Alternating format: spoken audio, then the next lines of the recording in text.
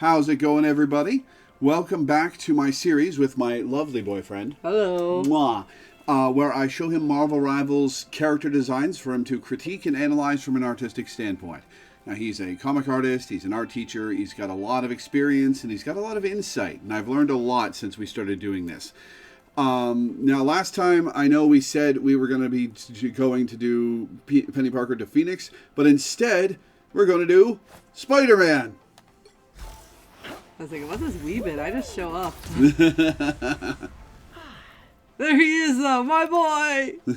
My beautiful boy. And we'll be here for a little bit because Spider-Man has 16 costumes.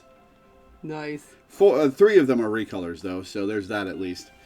Yeah, this is his zoomed out version, and this is his zoomed in version. So fairly clear view of everything, but from an awkward perspective when he's zoomed out. It's fun, though. Yeah. This is a fun cutout for the suit, though, and that iconic blue and red. Mm-hmm. Especially in this pose, I really like it. Feels a bit like kind of like that striping or proportional thing they've done on a few other costumes, where they have like a big stripe of one color and then a big stripe of another color, but like kind of like filling out the whole figure in the silhouette. And I think it really cuts out the body really well. So you have like the shoulders have a lot of shape to them. Shows off his physique really well. The logo really emphasizes that really well too. And I like that it's actually incorporated back into the divisions of the blue and red areas. And this one's also kind of fun. They get to mess around with texture a bit. So I was thinking to do with it's like a design element or design principle is what's called repetition or rhythms. And with the spider webbing, because they're just kind of repeating the same line over and over, it forms this really pleasing texture, but also has a really nice sense of rhythm to it because they're just repeating the same shape over and over. Versus the blue areas where they are going way more subtle on the texture. It's just that kind of like polka dotty shine material that gives it that kind of comic book feel. Yeah, it is kind of the comic book dots coloring, isn't it? Mm-hmm. Yeah, like a screen tone look. And the things like that pops off more where the light's hitting him, because it's not, I think it's on the blue section of his pants, but it's not as vivid when it's in shadow. It's definitely on his butt. It is. They do have more of the like cutouts on the inside too.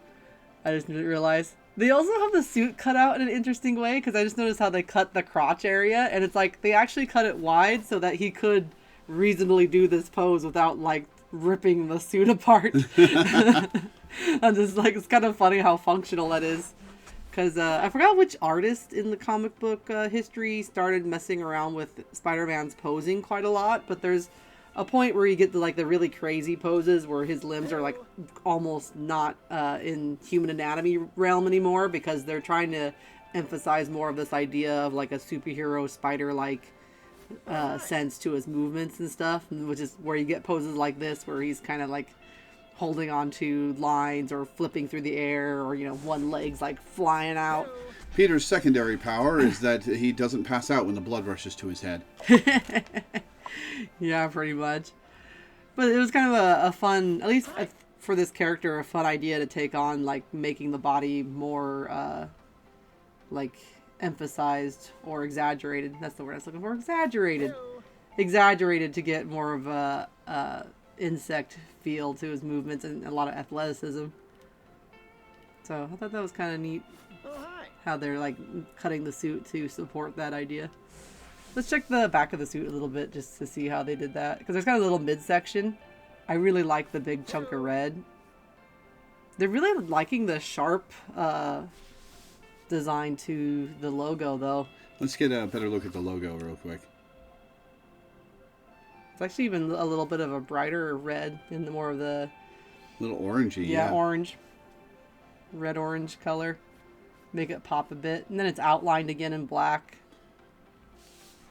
Sometimes you don't want to go too much with outlining stuff, because then it starts to be like everything pops a little too much. But it looks nice here, I think. Makes it look more like it's popped out in 3D. I like the under the arms being black too, so he creates this kind of blue stripe. Mm-hmm. I feel like action lines are really strong in this design too.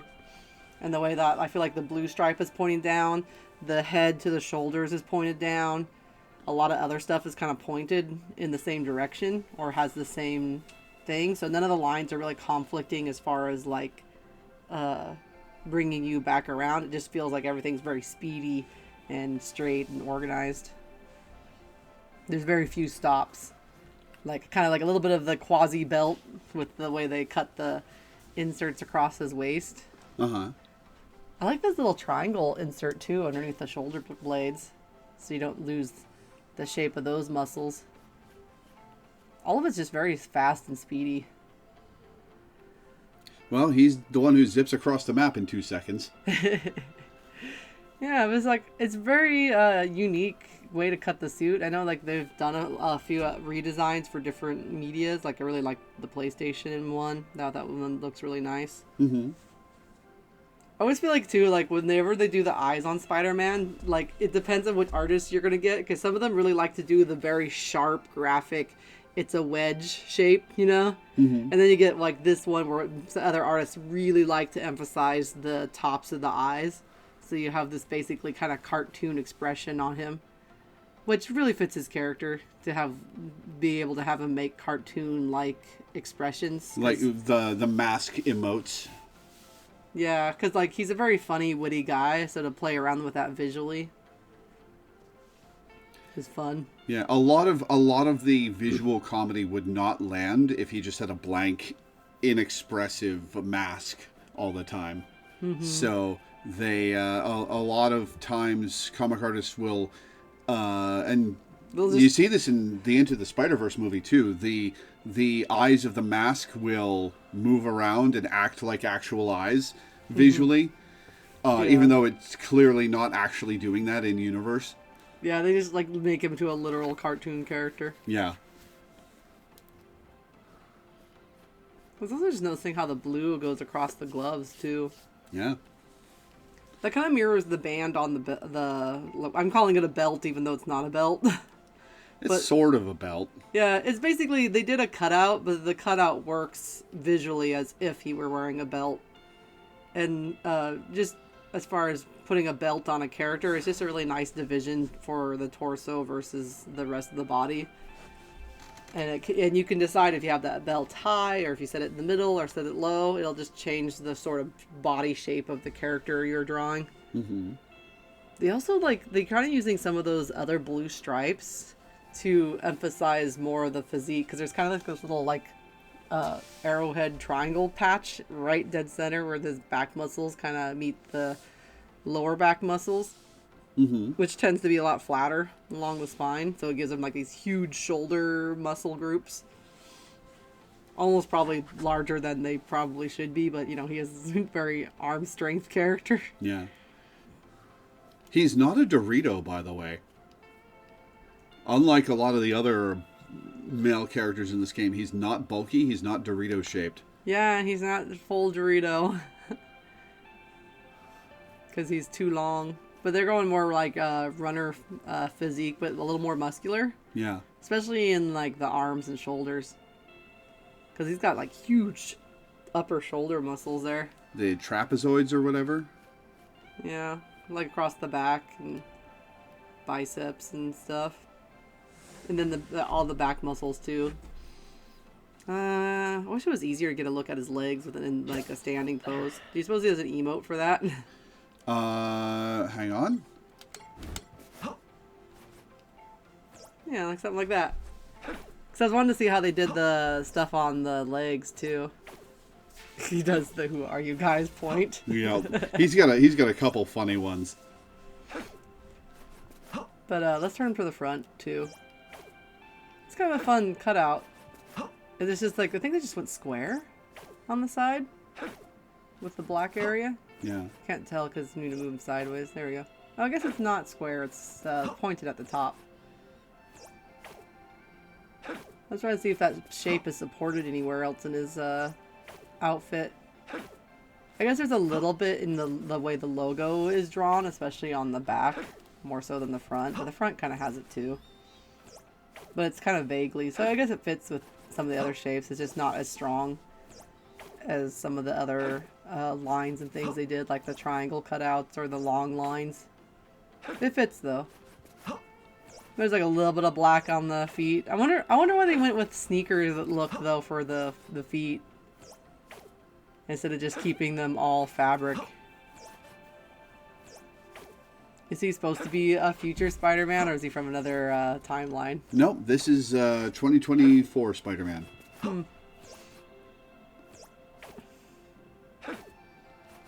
The main universe of Marvel Rivals, which is not 616, but it's a 616 equivalent that takes a lot of stuff from 616. Yeah, like the red part on the bottom half are just basically high boots. He's Spider-Man though; he can pull them off. Yeah, I kind of like the way they divided the blue and the red. It does seem like it has a lot of more blue than usual, but I think it's a nice shape because it's just kind of like almost like a X almost. Almost. Yet another honorary X-Man. Well, I was thinking about the way it crawls up the sides when you cut it, when you like see how the red and the black areas cut into it. So you kind of have almost like this blue that goes up to the top and across the arms, and then you have big red area on the top and then big red area on the bottom, so it kind of balances it out pretty nicely.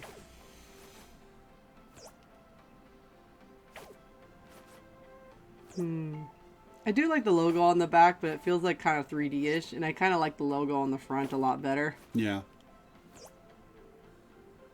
But for this type of game, it's not a bad thing to have a big spoiler on the back of the character, because you're going to be seeing it for so much of your playtime. Yep.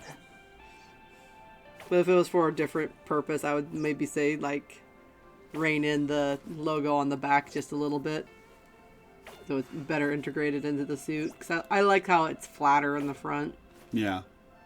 And I think they could have done that in red versus the blue here on the back, in the same way they kind of did the cutouts on the mid section. But yeah, that's a cool suit. I don't think there's anything else to note. The blue is very cyan compared to the blue you usually think of Spider-Man in. It's like very bright. Pretty much all the colors are bright, except for the black. The red, they did a lot of warmth in it, so it's got a lot of yellow. So I guess they went, to make it more harmonious, they went the blue, they used cyan, which is a type of blue. It's closer to yellow in frequency and in value than, say, like a navy. It's so bright. Yeah, he usually just has like a cobalt blue with red for his suit, but if you think about if they stuck that color palette with the other Marvel characters that are all like candy colored in general, he would probably look a little dull by comparison. So they probably just brightened up everything and add a lot more warmth and vibrancy to everything. I like it though. I think also the webbing is just like the perfect like width too, because it's not so wide that it's gonna make the red appear duller or overtake the fact that it's just there for texture. And it gives a lot of form to the rest of the thing too, because obviously it's a line that goes around the whole form, so it's gonna curve with the skull and the muscles and everything. He's just gonna keep doing it. He's like, you and you. You want to see another remote? Sure. Evil Dance. Oh my gosh. The Bully Maguire. The iconically bad dance. It was the best choice with what they gave him to work with, though.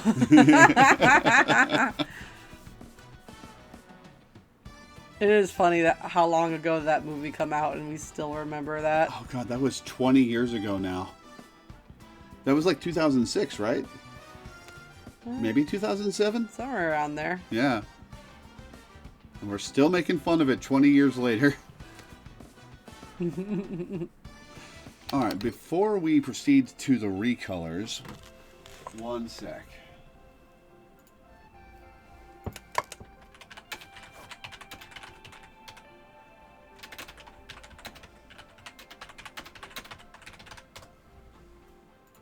Okay, so he's got 3 recolors. We're going to go through them in reverse order of their release. So most recent? Yes. Oh, hi. Black and gold. What an interesting idea to have a pink, kind of like accent color. Oh, I didn't even notice that. I was always blinded by the black and gold.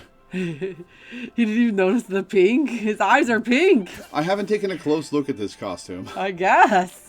It's got little bits of purple too, and like the pink's like really dull too. It's not very bright. Like it's very desaturated. Mm-hmm. Almost a little purpley. I like the gold on the elbows. Now I noticed they do this a lot. They call an outfit gold, and then there's like not very much gold on the outfit. Sometimes it's just it's like it's yellow. It's yellow. Black and yellow, black and yellow, black and yellow. That's what I think when I see this. Believe it or not, I've never actually heard that song. I've just heard like the black and yellow clip or people making fun of it. I'm not sure I want to hear the song at this point. What could possibly be funnier about the song that I would rather know than just what people have been making fun of it for? I don't remember if it was Black Eyed Peas or not. It's been so long. But yeah, not sure. I mean, it doesn't look bad. It looks kind of cool. I think it's a little too saturated on the eyes, but I like it as the undercolor on the gold or on the arms. But I'm not really sure what's with the pink. It is an odd choice. He does kind of have like a light gray to dark gray subtle change between the top of his outfit to the bottom. Where they chose to put accents are pretty nice. Like I like it's just like that one stripe, and then a lot of the gold is really concentrated at the top of his outfit. And then a separation on the knees and then the bottoms of the shoes. Kind of creates these like patterns too, because like the arms is like one loop, and then farther down the arm is another loop, and then farther down is the loop for his glove, and it's the same on the legs, another loop. And then I think they're kind of using the one stripe that they chose to color on his bodysuit as another repeating loop. So yeah, the thickness was changed too. So you have like, you know, thick lines, medium lines, thin lines. Oh, and this one, the under part of his arm that was black is now yellow. Mm-hmm. So it creates that one big stripe under his arms. Yeah, this stuff relies a lot on line and line language, because like I know it's like a whole color portion, but visually it's read as a line. So you just have like, you know, line across the bicep, then thick line underneath the arm, and then all the lines in the logo, and then the thin line across the rib cage, and then an even thinner line, which is kind of right across the bony part of the hip. And then kind of goes down, and there's a line on your thigh, and it kind of almost follows that. That's like I think it's a tendon if I remember right, or a muscle group. But there's some part of the body that creates this pretty distinct line from like the groin to your knee, essentially. And then it kind of starts to partially disappear before it gets to the knee. But when you draw athletic characters, that line lays a lot of depth to the muscle forms, if you remember to put it there. And then let's check the back, I guess. I think the spider emblem blending into the rest of the yellow is not great. Yeah, it makes it look a little busy and kind of like hard to read. Yeah. They should have outlined it in pink. No, they could have made the logo black. Yeah. On yellow. That might have been really neat. Especially it's surrounded by slightly more orange yellow. Especially if they went, because they have a lot of actually technically gray. If they just did actually black on there, it would probably look pretty cool. Yeah. And there's like a few little color highlights. Like I see like some red, purple, pinks. I think it's just a way of bringing some warmth into the gray areas, because yellow is warm color and the gray is very cold gray. But other than that, I don't know if I have a lot to say about this particular outfit, because the color palette's so simple, and they didn't really play around with the value of the dark areas at all. It is all pretty much that same charcoal gray. I think, like, maybe it's just the shadows? I don't know. Or it's the lighting that made it so it looks darker when he's hanging. Because it's the same as in the way the blue portions of his suit do when they're in the blue colorway. Where he's in shadow, it's darker blue, and lighter, it's highlighted more. Mm-hmm. But it's actually just all the same color gray. That's a shame. I think it would have looked kind of nice if it was like the suit got darker as it got towards the lower half of his body when he's standing, but it doesn't seem like it does, actually. There's also a funny thing I noticed in the first suit that when he gets out of that pose, if you watch his chest, it squiggles a bit. It like shimmers. I noticed that myself yesterday when I was going through these, preparing what order we're going to do them in. And it's hard to unsee. Like, all right, viewers, watch what happens to his torso. Zoom. It's like when they had those early paint programs. I don't know if anyone remembers those, but there was this tool that was called warp, and you could like go like warp. It would warp the pixels in one direction and the other direction and create this spiral. So it'd be like, and I loved messing with that tool because it was so mesmerizing to watch the colors like vortex together, like. I don't know why it was a tool you could use because I can't think of any purpose it would have served artistically, but it sure was fun to play with. But yeah, I'm not sure I love the pink. I think a cream or even just a lighter color, especially on the eyes, I think would have looked a lot nicer. It just feels kind of dark and also not cohesive. Or like it doesn't feel like it's on theme. Does that make sense? It does. I'm just like, why is the pink there? Why is he pink? It is very strange. Especially when it's like supposed to be like fusion and molecules and chronovium, blah blah blah, and it's like it sounds like it should be a science fiction colorway, but maybe he's pink in the original and I just don't know. I don't know. No, this is original to Marvel Rivals. Okay, so I'm blaming them now. Holy, yep. Taking marks off their homework. All right. Well, the second recolor is one of Peter's clones, Kane. The Scarlet Spider. Goth Spider, Goth Spider, Goth Spider. See, this is a great way of using a simple color palette, and there's a little bit of dark and light gray, so you get a little variation in there, which I think would have done a lot of mileage on the last colorway. There's actually value changes a lot in the red, too. Got like a lighter red, a darker red, a medium desaturated red. And it is pieced out. It looks like the middle of his suit is the brightest, and then like there's sections of that bright red, and then the kind of the fancy other part of his suit has the lighter color changes. And that looks nice. It's actually kind of interesting to see that logo without a secondary color too, because normally it's like red, black, and the blue. Or in the other case it was, yeah, and then this one is just red and black. Mm-hmm. I kind of like that better. A lot simpler looking. Yeah, I like this one. It's kind of cool too that they took out a lot of the stripes from the middle. So they're really just like big gray area on the top, a little bit of gray on the fingers, and then the shoes. And the logo. Because the underarms don't have like that blue stripe or dark stripe the other outfits had. He doesn't even have the color cutouts here either because it's also still red.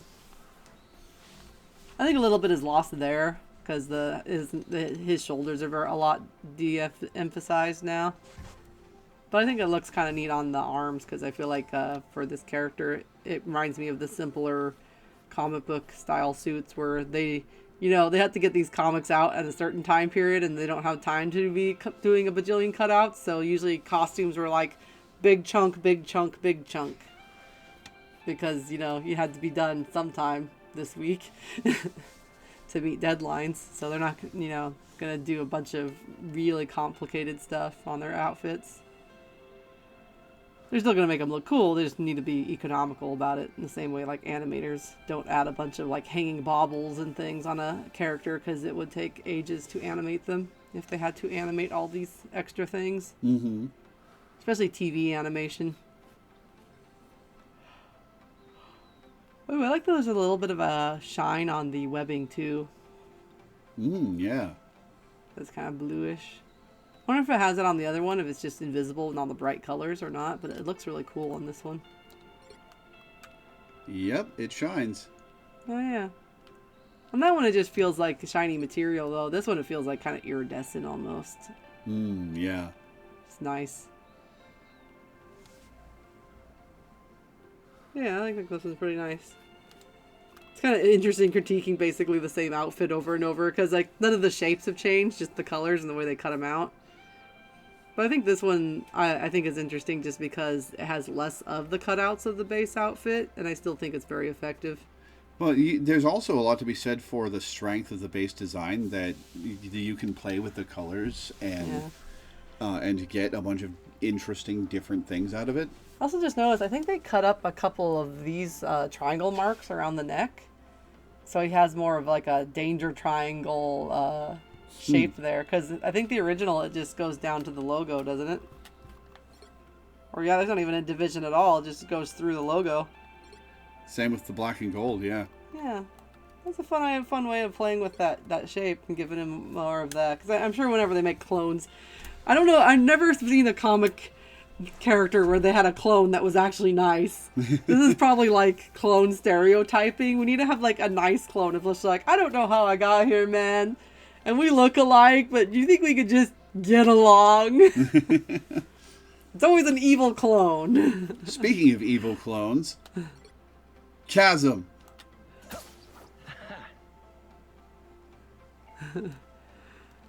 Yeah, this is Ben Reilly, one of Peter's clones from the original Clone Saga, who recently turned into a villain, apparently. And I'm not sure what the story is behind that, but I'm very distracted by the way the face is modeled because it looks like he has like duck lips. a little bit, yeah. Whereas like most of the time when they do the pullover mask, they don't try to even imply that there's anything underneath the, you know, where the lips and stuff are. They just stretch it straight across and, you know, hope you don't notice. Mm-hmm. I do like the variation on the purples, though. There's like all this blue and light colors and stuff all painted onto it. So we have basically a purple, kind of a mint color and black. He's an Eva. Penny Parker, eat your heart out. But it is a nice color palette because they're all cold colors. Once you get the kind of green color into more of that minty spectrum, it has blue in it. So blue in the green, blue in the purple, because you have to have blue to make purple, and then your colors are harmonized at that point. Trying to think if they did anything interesting with the suit cutouts or anything themselves. I think they give him a unique emblem that's a little different. Hi. No, it's the same. It's the same. It just looks kind of different with the thinner outline, because I think the other one is just black on black, so maybe I didn't realize it had an outline. Yeah, just didn't realize it had an outline. Whereas this one, I like it when it's highlighted though. I feel like that looks nice. And then they're really doing a lot of like kind of medium striping with the mint green. It feels very sporty to me because it just looks like a biking racing you know, kind of suit. You know, those windsuit things people wear, but they have to have like they cutouts so you can sweat. Yeah, it kind of does. You're right. I'm not sure if that was the intention, but that's just, you know, what I feel like it looks like. But when you consider a lot of these suits are originally based off of like these artist kind of suits, it makes sense. Yeah. He did a stint as a pro wrestler in his debut story. That too. I just meant like superheroes in general. It's interesting they're using light gray too, because the light gray value-wise is very close to the purple. So it makes a less of a marketed transition, so it makes like the whole shape feel like one shape. As an aside, it is astounding to me that you can determine like the value of a color just by looking at it. You're so much more experienced with that than me. Well, it's just about how light and dark it is. So, like, the lightest value in this whole outfit is the mint green. And not just because it's the most saturated, but because if you're, like, to grayscale it, like... I think it's because the green is probably more close to yellow, and yellow is the brightest you can get. I guess there's technically some of the light grays is probably pretty close. So this light gray and this green are probably pretty close in value, too. Okay. But I would say the green is a little bit lighter. Then you have all the grays. So like this purple gray and that gray are the same value. Because the lightness of them is the same. If you want to check on that, you can put it through a grayscale. Although you have to be careful with grayscale a little bit because it doesn't really check luminance of a color. So you can put something in grayscale and it'll get kind of close. But some colors will be off, especially warm colors. It'll put them as a lower, a darker gray color than its actual visual value is. But yeah, I also like there's like a tiny little green stripe. Oh, on the side of his leg? Yeah. Is that the same as... No, it's different than the yellow. Black and yellow is a different stripe. Because they did the middle one that goes across his back and his groin. And this one they did like the leg. Pretty much outlines the leg portion that's on his regular suit. Oh, look at the bottom of his shoes. Oh, hi. Oh, yeah. Oh, That's hi. fun. They kept the color cutouts, but they did it in a different way. They outlined the triangle that cuts out the shoulder muscles instead of actually coloring the patch in. I was kind of sitting here trying to think of how they were doing this one, because what I see is like a lot of line work, and a lot of it is a difference between thick and thin. So we have like thick areas for, and I think it's a bit of how the divisions, it's similar to how they did the divisions on the base suit, but where the divisions would normally be, they do like the big stripe versus the little stripe in some areas. So like the division between the red and the dark area, there's a big stripe. The division between where the blue and the red area would have been, there's a big stripe. Same for the shoulders. And then some of the other divisions where like there wasn't a division between the blue part of the leg and the other part of the leg, so there's a thin stripe. And I think it's the same for the back cutout too. There wasn't a division between that back cutout and the blue area as much, so they make it thinner. So I think they're just playing around with that a little bit to bring your eye around and make it feel a bit balanced. It also does a nice thing too, especially on the arms, because bigger things appear closer to us. So it actually gives this sense of the arm being forwards and more towards us, whereas the thinner line makes it feel like it's farther away, which is the farther part of his arm. It's nice. Very nice. Good job. I think the thing I like about it that's a little different than the other suits is I really like the under the arm gray area, because it feels like he has like robot arms. I don't know if that's what they were going for, but especially from the back, if you spin him around, like that just looks like robot stuff. A little bit, yeah. Eva! I'm kidding. But it's a nice color palette and they did good. All right, anything else to say about this one? No. All right, up next is his debut shop skin. When he was missing his costume. And he pulled a bag out of the trash to cover his face. I have not seen the clip, but my parents would be old enough. But there was a person called the Unknown Comic, and they would do comedy with a bag on their head. And apparently that was popular enough that they would wear it as a Halloween costume sometimes, because it was obviously a cheap Halloween costume. They just cut out some eye holes and wear a bag on your head. Yep. I like that it's also Empire State University. Yeah. Is that the one they're infiltrating in the other one? Yes. This costume is actually based on the only part of it that's accurate to the costume in the comics that it's based in is the bag over his head. But early in his career, Peter lost his costume and he borrowed a Fantastic Four costume and put a bag over his head to hide his identity. Why did they make him look like such a homeless man?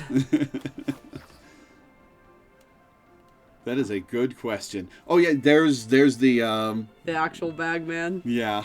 The Fantastic Four.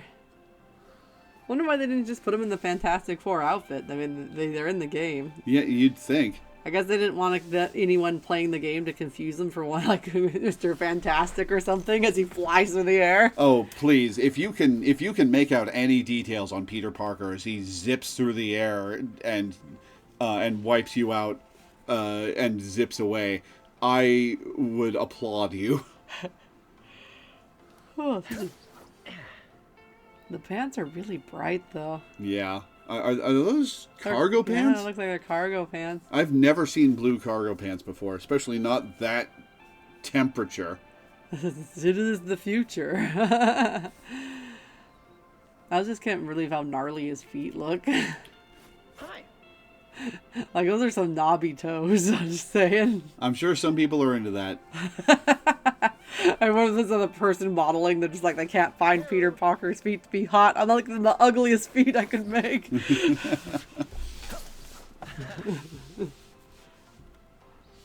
Again, I still like, why did they make him look homeless? Also, the hoodie has like 2 front pockets. And it a does. side cut out. So it's like a high cut, midriff hoodie. But That is, the more I look at this costume, the less sense it makes. But also, like, it's a short sleeve hoodie, but also... Why is the zipper there?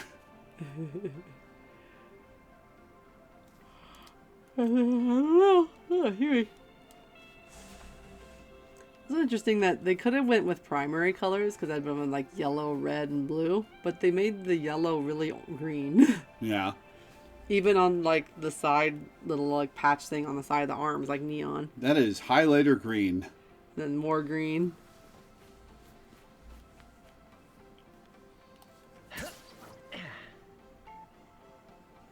Everything's so bright. Yeah. I do. Kind of an eyesore, actually. I kind of wish some things, like, they could have had everything bright, but I wish a few things were a little less bright. Because I feel like, at least for me looking at it, trying to figure out how they're doing the design and what to focus on, I feel like the brightness of all the fabrics makes them feel like a little unreal. Like they're not real fabrics. Yeah. And like, from the folds and stuff, like, because if it was that bright blue, I could think, okay, maybe it's like that plasticky kind of cargo pants, but it doesn't feel like that way. There's way too many wrinkles. So if it was a stiffer material, it would have less wrinkles. It looks like pajama pants that have cargo pockets inexplicably.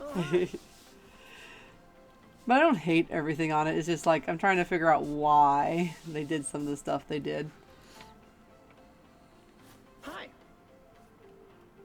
But the bag on his head is very funny, and I like the keychain. And the fact the keychain hangs upside down when he hangs upside down is also very funny. Oh, hi. Yeah, I think for me, like, because a lot of their other outfits have this nice, like, things toned down towards the bottom, or even, like, toned down in certain areas. I wish there was a little bit of toned down color so there was a place for the eye to rest. Because the only place you can really rest is on the bag. And, like, that's where you should be looking, but my eyes keep going to where everything is super bright, like the neon emblem on his shirt or the neon on his backpack and stuff. And, like, the joke really should be looking at the bag head. Because he's funny. Mm-hmm. The bright red on his boost, on his, like, web shooters, too, is also kind of distracting me a bit. Because it makes me think, like, he's got, like, medical equipment on, and it's like an IV. Again, not helping the homeless allegations. He's been in the hospital 5 times just this week. You can almost see his face in there, though. Is that his first modeled face? Yes. In fact, you see it in his MVP. Very briefly. Amazing. Yeah, I think I'll stick with that assessment. I think the colors could have been... Not all the way, because it can be bright and colorful, but something somewhere needed to be toned down just a tad. You know, like 2 clicks down.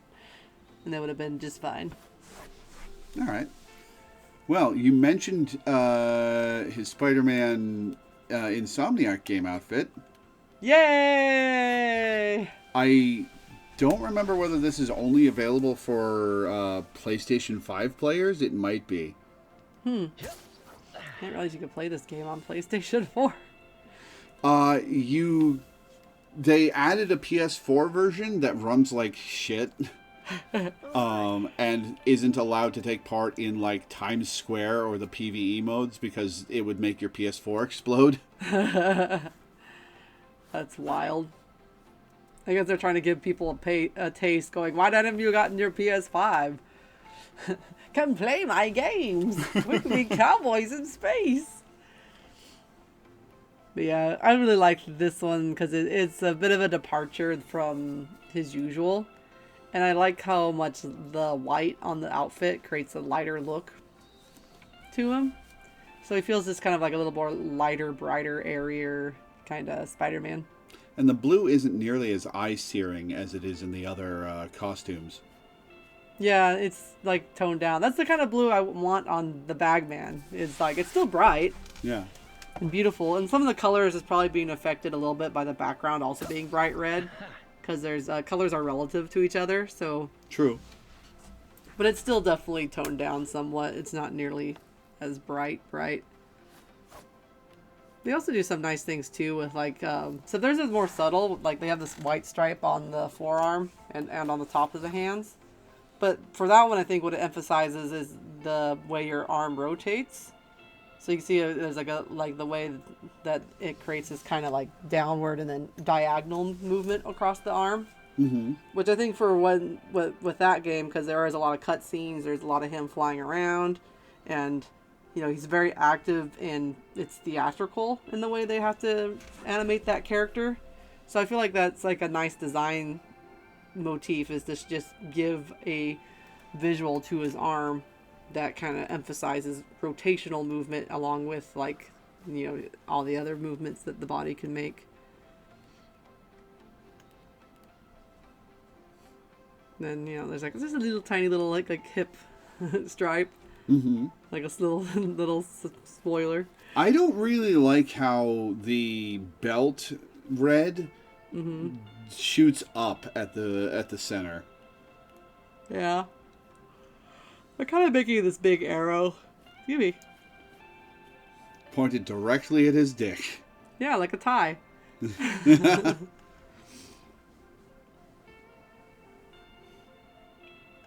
But also, I think of like this character seen from a lot of different angles. And like it feels nice and speedy. It does have like that blue stripe that does kind of cut across his neck a little bit. Oh, I just realized there's a seam line between his mask and his suit. Cool. I know in the game he takes it on and off quite often, or not like not all the time, but there's a lot of moments where he demasks.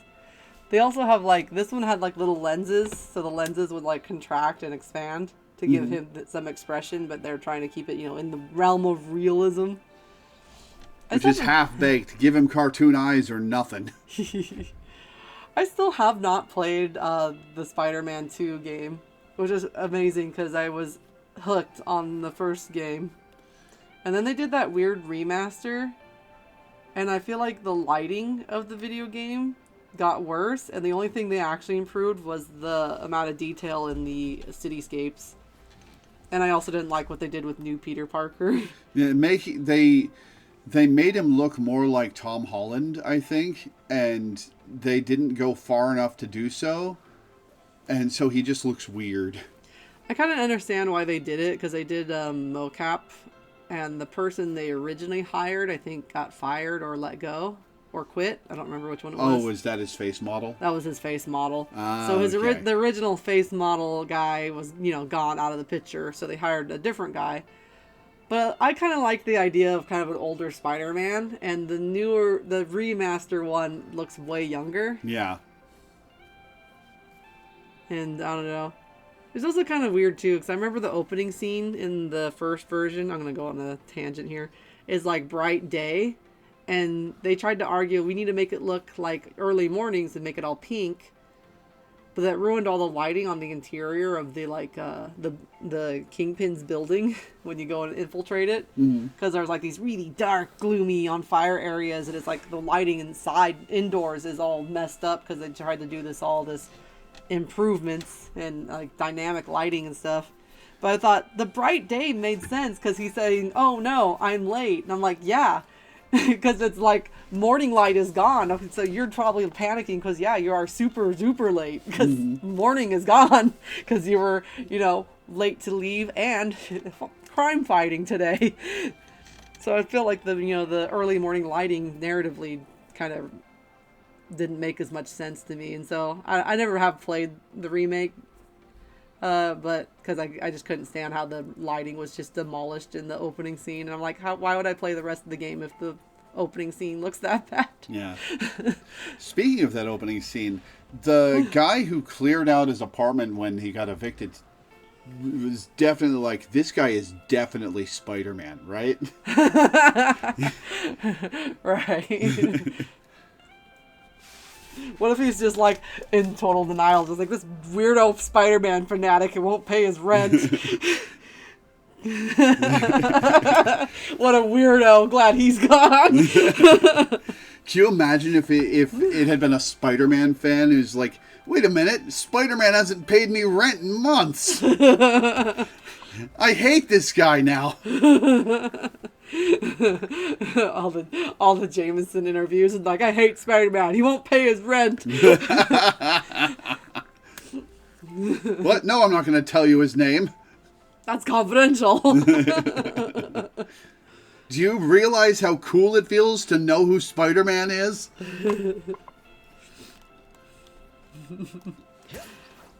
But yeah, I got a lot of catching up to do on the video game series, and I'm just gonna have to get over the fact that he looks so different. Have you played Miles Morales? I played the beginning of it up until the part Peter started showing up a little bit too. And I'm like, I need to get back to that too. It's just like my brain just can't. I'm just like, who is this baby-faced man who has showed up in my favorite video game? Please escort him from the premises so I could get back to the guy that I fell in love with. I don't like change. Oh my goodness. But good game, good outfit. It was a fun redesign. I don't think it's perfect for every Spider-Man, and I don't think it's like they should change his OG look or anything to have more white, but I thought it was very fun. Yeah. And a great way to distinguish their version of the character from all the others. It's pretty iconic. It's cool that it comes from, like, it starts with him having the classic Spider-Man outfit, and then he gets the Doc Ock redesign. Mm-hmm. Also, I hate that video game in some ways, because I was just, like, playing it. I remember playing it, and I get to the rendezvous, and they're just like, oh, it's Doc Ock. Ha! They're not going to make me care about Doc Ock. Surprise! Surprise! They made me care about Doc Ock again, those bastards. I hate them so much for it. It was so good. All the major implementations of Doc Ock in media outside the comic books in the last 20 years have been great. Alfred Molina in Spider-Man 2, the Doc Ock in Marvel's Spider-Man 1, and Olivia Octavius in Into the Spider-Verse, who is my favorite Doc Ock. Mm-hmm. And if they bring Doc Ock to Marvel Rivals, I kind of hope that she's the Doc Ock. Yeah, do they have villains as playable characters in this game? Ultron and Hela. Yeah. And former villains include Punisher, Magneto, and Venom. So it is possible you could have Doc Ock as a playable character. Yeah. That'd be rad.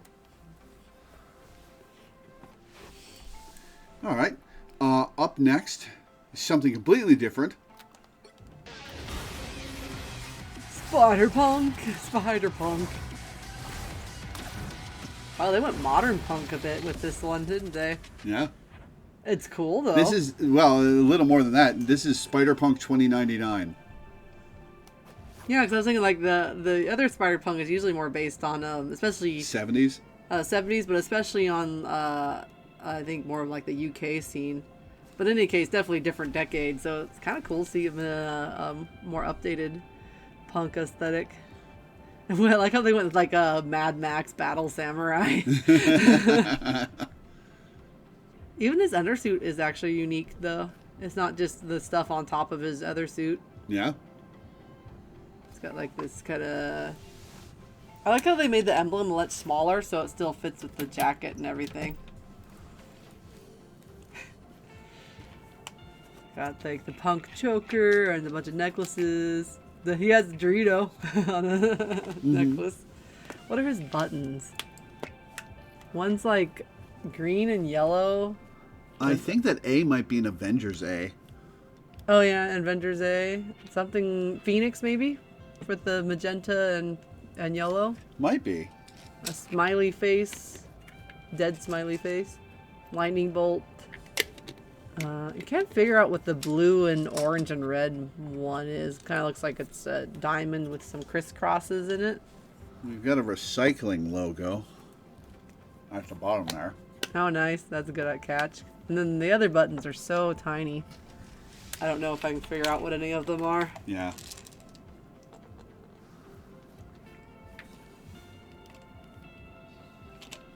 There's also a lot of lightning bolt kind of designs on his outfit a little bit. Like on the cutout on the bottom that's kind of hidden under the jacket. Keep talking. I just took a med and I need to wash it down with a drink of water. I don't know how the controls work. Right stick. Oh, he has like a gold thing on the back of his helmet and like a turtleneck. Is it like a turtleneck or is it just part of his outfit? Whoops. I also like how the outfit goes white towards the bottom.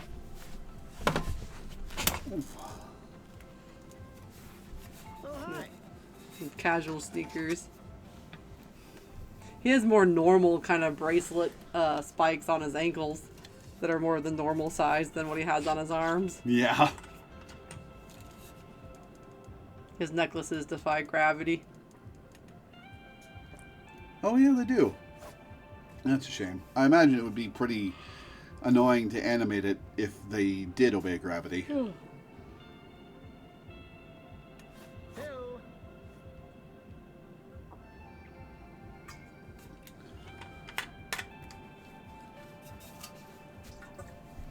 Hi. Anything else?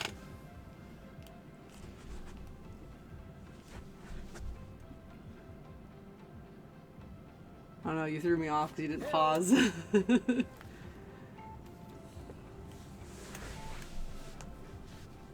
does he have on the sides of his shoes? It's like red. V shape. Yeah.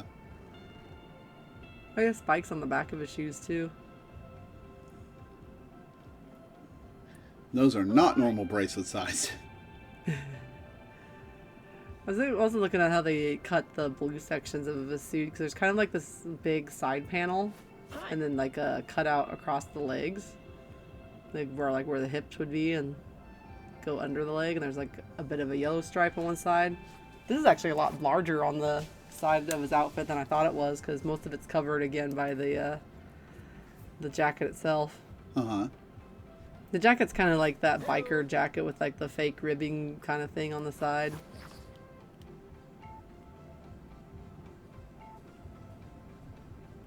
Part of it is like kind of a jacket, the other part of it's kind of not. Like pauldrons. Uh-huh. He also has this kind of stripe that leads into his outfit. The V shape, and they kind of cut it up instead of letting it complete the V.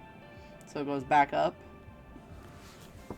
And then I think a lot of those kind of zigzag lightning bolt shapes are kind of replicated in the mask design. Because it has the eyes, but it has like a bunch of like stuff in the middle. And then it's kind of like biker helmet shaped after that. What's on if you spin around to the back, do you have little pockets back there? Yep. With punk spikes on them. With punk spikes. Cute. Oh, and they have like a little bauble on his gauntlets for the web shooters. You can see it better from the back, I think. Oh yeah. I don't think there's anything else to note on this outfit or not. I do think it's interesting how they cut the whole top of the sleeve in the red and webbing pattern. And they made it bigger, because usually it's pretty small. In this case, I think actually it's just not even the spider web, it's just grid. Just plaid. Just plaid. Spider plaid. I also noticed too, like some of these metal pieces on the jacket are actually cut back in. So there's kind of a crossover, and then a cross back. There's no way that zips up, by the way. Not a chance in hell. Oh no, it's pretty loose in the back. That's like Trunks' jacket. What if he's cold? Well, then he's shit out of luck. I think it's pretty loose in the back. I think he could. Look at all that space on the sides. Maybe.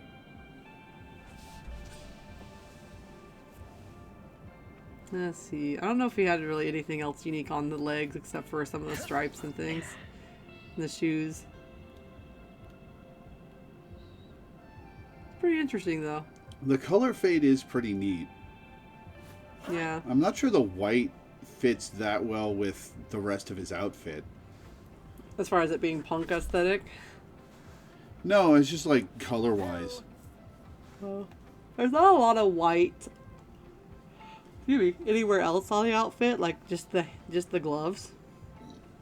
I think being also they have a lot of dark on him too. I think they could have just went with like a red or a silver. To kind of keep him more a little more dark and punk like. But I don't think it looks bad. Just makes it look a little lighter and friendlier. Oh, hi. Which it kind of does contrast with how dark the top half of the outfit is. Like Yeah. if you go back into the zoom in. Like that looks pretty cool. There's not really a lot of white to it. And the gloves could have been black and I think that would have looked just fine. Or even blue. Yeah, we might be on something there. The orange is a neat accent color. It's very bright. Yeah, I think that's why they kind of added yellow to a lot of the other parts of the outfit. So I think they wanted them to be like punk, but not like scary, you know? If that makes sense. Friendly neighborhood, Spider punk. Yeah. pretty much. palatable punk. He's punk in spirit, but he's not like a biker gang, you know? Mm-hmm. When do we get to Squirrel Girl? You'll see their take on punk. Yeah, I'm kind of looking at it and I'm thinking it's kind of fun, but I'm not sure if it's that strong in the punk aesthetic, because I see a lot more, it's almost edging towards the emo goth for me. Yeah? Yeah. Almost. Not quite there though. It's still squarely in punk. But I wonder if they could have played around with what this future punk could have looked like. Because I almost like this little artwork poster in the back. I almost think that looks cooler than the 3D model, even though it's all blurry and you can barely see it. Mm-hmm. I don't remember if you zoom out if it'll show the poster better. Top left corner of the screen for those following along and can't see my boyfriend pointing at it. Yeah, I know it's like really dark and shadowed and stuff, but like the scale of the helmet and also the fact that all the spikes point forwards and not just up, you know? Mm-hmm. So there's a lot more energy to that, and it almost feels like the spikes, since it is future, they could have just been like holographic, like animated spikes or something, you know, like a punk flaming mohawk. True. But even so, I still like, even if they were solid, that the spikes are pointed in a little bit in like a fan, and that they point forwards a bit more. I like that the collar is flared out a lot more than his 3D model. Like it's flared outwards, so you get this kind of bull, almost like gothic Dracula cape thing going on, you know, in the cool way. And then the way these ones are, like these are, I don't know if the spikes on his shoulder are closer together or if they look more yellow, because here they're red and they're kind of spaced apart a bit. Mm-hmm. I kind of like that they feel like more of a unit, or like they're kind of, again, tilted outwards, because this is a drawn illustration versus this 3D one. So I feel like there could have been a bit more play in kind of the shape of things or the form of things. Hi. Because even the helmet here on the back of that piece that's on the back of his neck, it looks like it's shaped up way higher to create a more forward shape to the front half of the helmet. Yep. Because compared to some of the other helmets we've seen on some of the other designs, like the helmet feels a bit motorcycle helmet and shapeless, you know? Because like motorcycle helmets, primary purpose is keep your noggin in one piece. Its secondary purpose is to maybe look nice, if that. Mm-hmm. You know, so usually the shape of them is pretty basic because it's like 90% padding and they don't want to mess with the shape because it could affect the safety of the helmet. But he's, you know, a fictional character and not bound by such mortal rules. His head's probably harder than the helmet anyway. Yeah, and I feel like the scale of the spikes on the gauntlet on the drawn illustration are very small and short compared to here where they're much taller. Hi. Mm-hmm. I think I just like the proportions of the illustrated version, and maybe his MVP will show another illustration of him. I don't know if that's just extra like flare animate or flare illustration, or if it's related to the way he's drawn and his normal illustrated style. But I think it's just there's a little bit too much similarity to some of the proportions of the outfit. So I think the idea is right. I think the form of the model itself could have been played with and emphasized or exaggerated in ways that would have made it more appealing. Mm. Does that make sense? It does. Because like if you turn him to the side where you see his mohawk, so it's like all pretty evenly spaced. And I'm like, what if the ones on the top were like pointed just a little bit more forward and everything else was kind of like pointed forward, almost like real hair, you know? Hi. There's also much larger differences in the size of the spikes in the illustrated version than in the 3D model version. Because like they're a little bit taller on the top and slightly shorter, but by the one in the illustration, the last one is super short. Yeah. Whereas like the first one's like basically unicorn horn levels. And yeah, much bigger. And like when the drawn versus 3D, like sometimes there are some limits, but I think they could have done a little bit more in the 3D model to get some of that form back into the character. But yeah, I do like some stuff. Like I like the shape, I especially like the line work on the jacket. It does a lot of form. Mm-hmm. And like it does this like contrast, you know, one line will cut one way and then they contrast going the exact opposite diagonal. I like that quite a lot. I think I just want the punk elements to be better balanced and it would be really good. Yeah. It would go from great to awesome if they did that. I also think, at least this is my impression with these colors, I feel like these are yellow in this illustration. I don't know if they are or not because the illustration itself is so dim. But I feel like the red and orange is okay, but I think yellow would have been, and black would have looked really cool for a punk Spider-Man because he already has red on his outfit. So I think it would have been letting some of the other design elements pop more because the yellow would have popped really good. And then it seems like it depends on lighting too. Because like at that angle, some of the spikes on his gauntlet are yellow, but I feel like when you turn it, they're going to like be red or whatever again. Yeah. It's kind of weird. I think it's something like they wanted to do as fancy lighting, but it feels very glowy and pastel and feels like it lacks a bit of direction. Does that like a color palette feel like everything's like too where things are overexposed, they turn light and white, like the blown out? Yeah, they're blown out, like the colors are blown out. They took he's a picture of a fading Polaroid. Except not, because he's supposed to be future. I think that color palette would have worked on the older decades. You know what I mean? Because then it would have looked like a faded photo. But a faded photo on a what's supposed to be a future punk aesthetic doesn't make sense because, you know? Yeah. It's the wrong medium. I just realized he has sparkle effect on his helmet. Like sparkle paint. When he moves to the side and jogs around. You see it? Oh, yeah.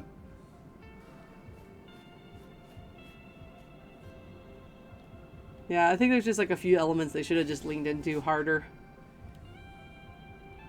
But that's like my opinion, man. I don't have any other designers to ask. Like, is it just me? So I think, like, I keep thinking the illustration looks sick as hell, and then I'm just like, why don't I feel like the 3D model looks sick as hell? Like, it looks sick, but not sick as hell. Yeah. But very fun. What's next? Up next, so you remember the pixelated Jeff skin? Oh, yeah. Well, that was just a throwaway free skin using the effect from the Marvel Cosmic Invasion crossover skins that Spider-Man and Venom got. And this ticked people off because this is the classic Spider-Man suit. Ah. And it's wasted on this effect. You know what this reminded me of? Except what makes me mad about it too is that I used to play the PS1 title of the Spider-Man game, and I loved the heck out of it. I'd rent it at the movie rental place, which tells you how old I am. Uh-huh. And this is the same outfit they have for him on that game too. And I'm like, it would be so amusing if they had modeled the character in low poly. You know, like had the chunkiness of the PS1 era and had this outfit. I would have been all over that. Mm-hmm. I mean, I don't know. I feel like it's almost... Lower his frame rate, make him low poly. Yeah. Commit to the bit. Yeah. This looks slightly better than the Jeff one, because the Jeff one, I don't think they changed any of the textures. Hi. So he just looks slightly fuzzy. This one, I think they did do pixel art underneath the effect, and then put the effect on the model. Oh, hi. His shadow is on his crotch is pixelated too, you'll notice. Mm-hmm. They applied it to the lighting effects. So I think this one has a slightly more effort than the Jeff one, but it does lack commitment. Because honestly, because you can tell it's just the regular model because of how highly, how the silhouette is. You can also tell because sometimes people glitch it with graphical settings, and it's just this model without the pixelation. Yeah. Like this is a fully rendered classic Spider-Man suit with a pixel filter applied. Dang, that's gotta be really frustrating for people who really like the classic suit. Yeah.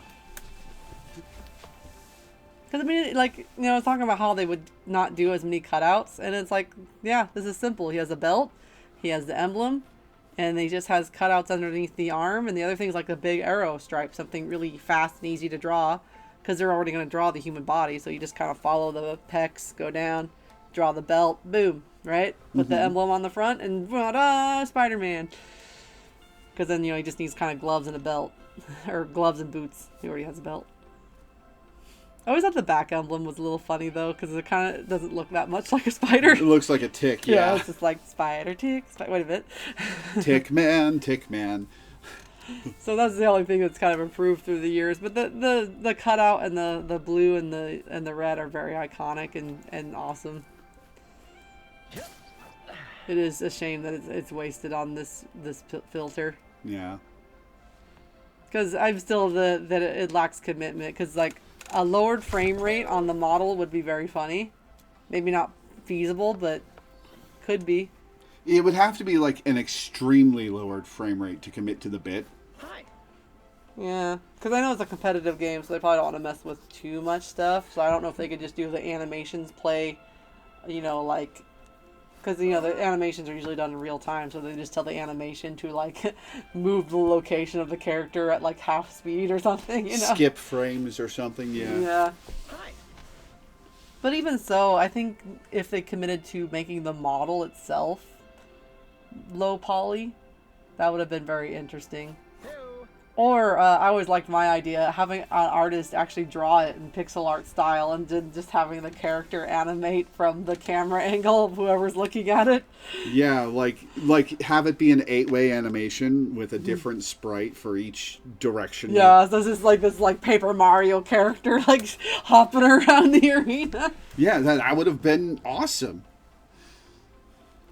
You know, just keep all its hitboxes in the normal place with like an invisible model. Something tells me that There's also a motive I've seen of 2D or simulating a pixel animation, but it's still more of a 3D animation in that they have it more of like a puppet animation. So they have the different body parts kind of attached to different areas. So you have a head sprite, the body, torso sprite, neck, and then they all kind of mobilize together. So it still creates that illusion while having the benefits of the 3D model itself. Yeah.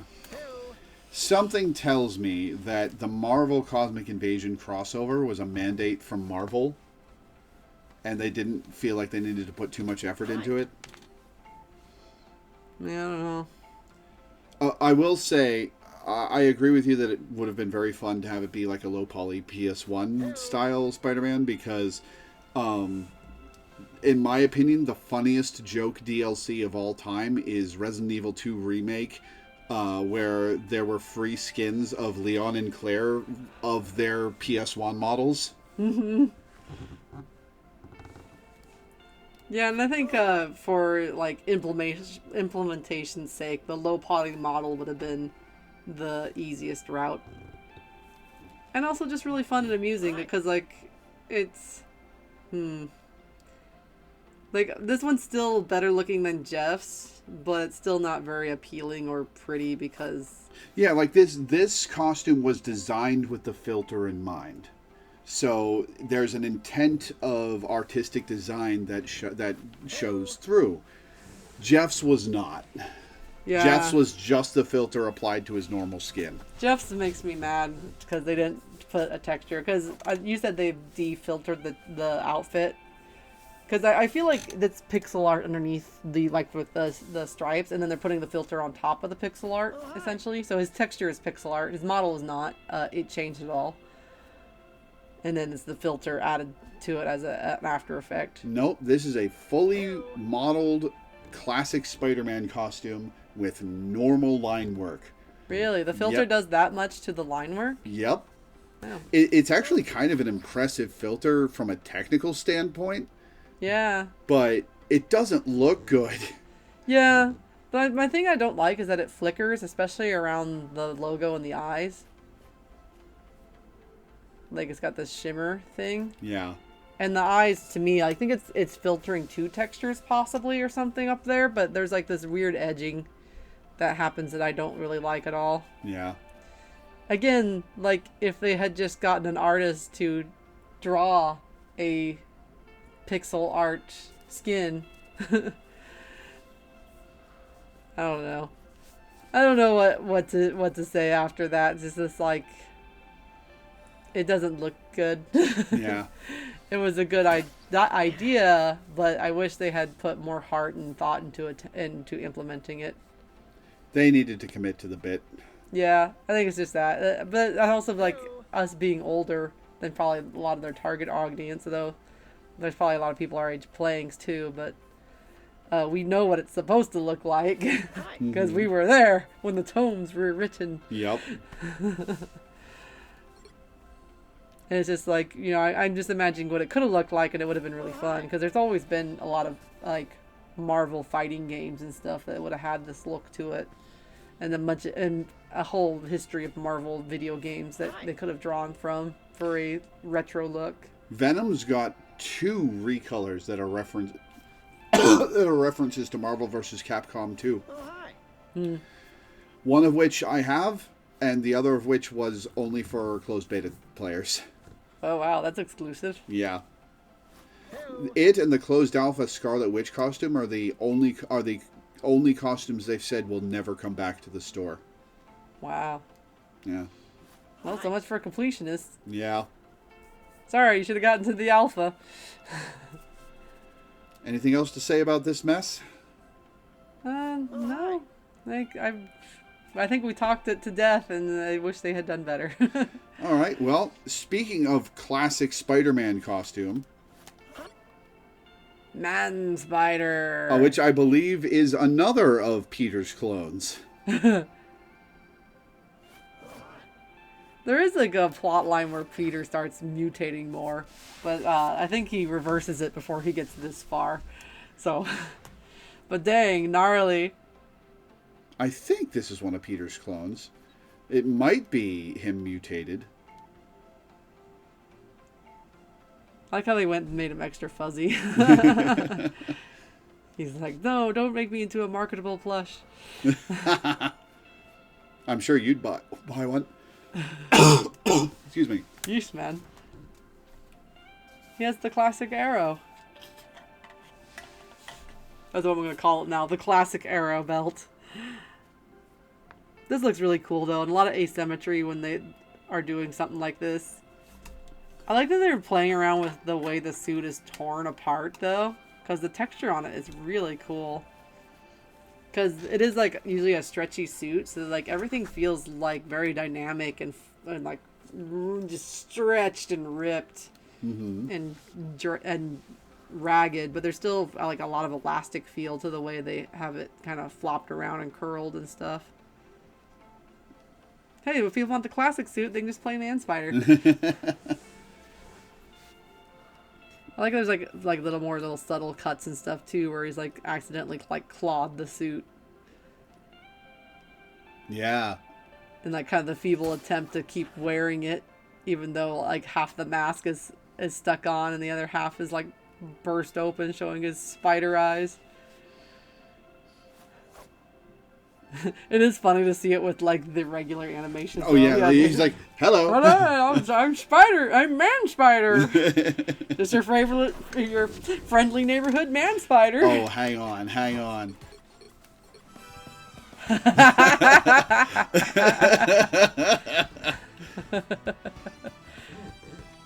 That's an evil dance. Let's see the back of the suit for a little bit, so I'm looking at it. Oh, his back does the shimmer too, I just realized. It's funny. Anyway. So this is what the other suit looks like without the filter. I think the other suit is a little less detailed, but yes. Yeah, so this is what they pretty much. This is what they could have had. Which means we've got two classic Spider-Man outfits that aren't the classic Spider-Man outfit. Right? You'd think they would have done things in reverse. Yeah, I'm seeing if there's anything else interesting. There is a kind of an extra stripe across the back of the leg. Oh yeah, like in his default look. Mm-hmm. But not a lot of extras because the suit's supposed to be more simple. I like the little divot here, right on the small or the middle of the back, or the red section goes to the blue section and points at the tick. I know, it's so rude to keep calling it that. It's actually a really nice, simple logo design. I think they just wanted something that was very simple and iconic to draw. But obviously it wasn't the one that won out, because I think every other Spider logo has been more based on the one on the front. Yeah. And a lot of the Spider logos are based on iterations of the Venom Spider logo, in my opinion. Mm. Like the big spider that goes across his chest and has like detailed spider details in a lot of these. Yeah. I think that's the aftermath of the Venom suit. Cool. I also like this one has like a lot of warmth too, with a lot of yellow and red orange in it. Is this blue as bright as his default one though? The default's pretty bright. Oh, it's the same colorish. Yeah, I think it's the surface treatment and that it doesn't have that shiny material to it, so it doesn't appear. It's like one smidge less bright, but just that much. Also, the gray here, what they did is they have a nice warm gray. Which, you know, when you think of spiders, like they're usually like browns and blacks and warm grays. You don't see really a lot of like blue colored spiders or dark, or you know, in the blue tones. So it's either really dark or really bright. Yeah, so even like the lighter colored spiders tend to be in a warmer color. So, and it also goes nice with the reds. I think red eyes they just did to be, you know, like scary, and also just because it doesn't conflict with anything else already on the color scheme. Yeah. I guess they could have went with black, but that might have been like a little hard to see, and also just kind of like very inhuman. I think they're going for more supernatural mutant. Mm-hmm. There's a little bit of cyan highlights all over too, though, which fit nice with all the warm colors, kind of bringing all the cold colors back in. There's a nice, like, cool highlights on the logo too. Mm-hmm. You get a little bit in the red, but it's usually like on the undertones on the shadowed areas. It's kind of this purple shade, which when you have really bright colors, they tend to bounce light a lot. So stuff next to it will also pick up the color as well. So you'll get like this hint of warm shine or a cold color because what's next to it is bouncing. Depends on the colors next to it because dark colors don't tend to pick up as much of it. They'll have a little bit, and it just makes everything look like it has realistic lighting. Which, you know, most game engines are not going to do because that would be insane to have like, oh yeah, we're going to bounce light because we just invented ray tracing, so we're going to bounce the light off of one color and then bounce the other. It's like, no, they just kind of bake that into the models. Yeah. To make it appear as if it has a realistic lighting. Which I think is artistically more impressive. Yeah, I really like the painterly looks to these characters.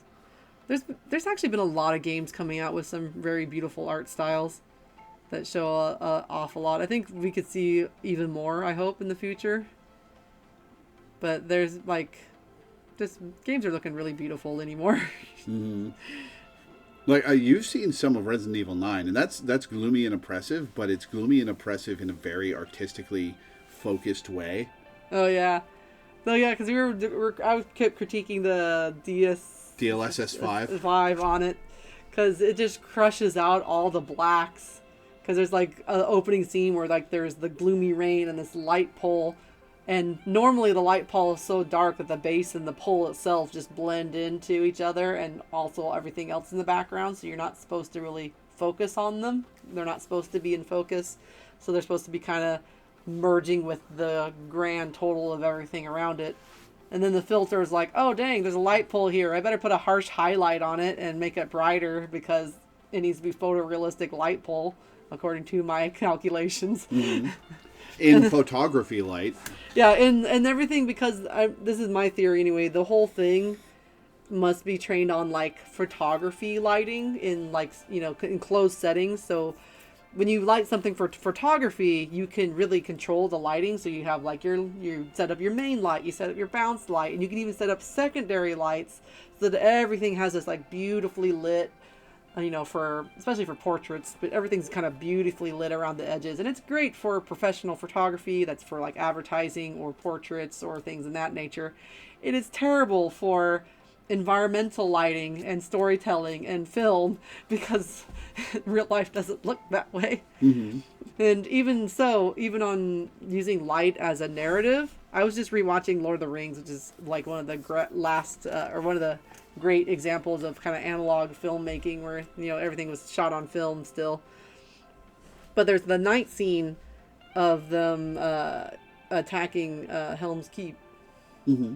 where everything is at night, and instead of just making everything dark and hard to see like almost every modern film lately, except for people who remember what lighting is, they light everything in blue and white, like floodlights.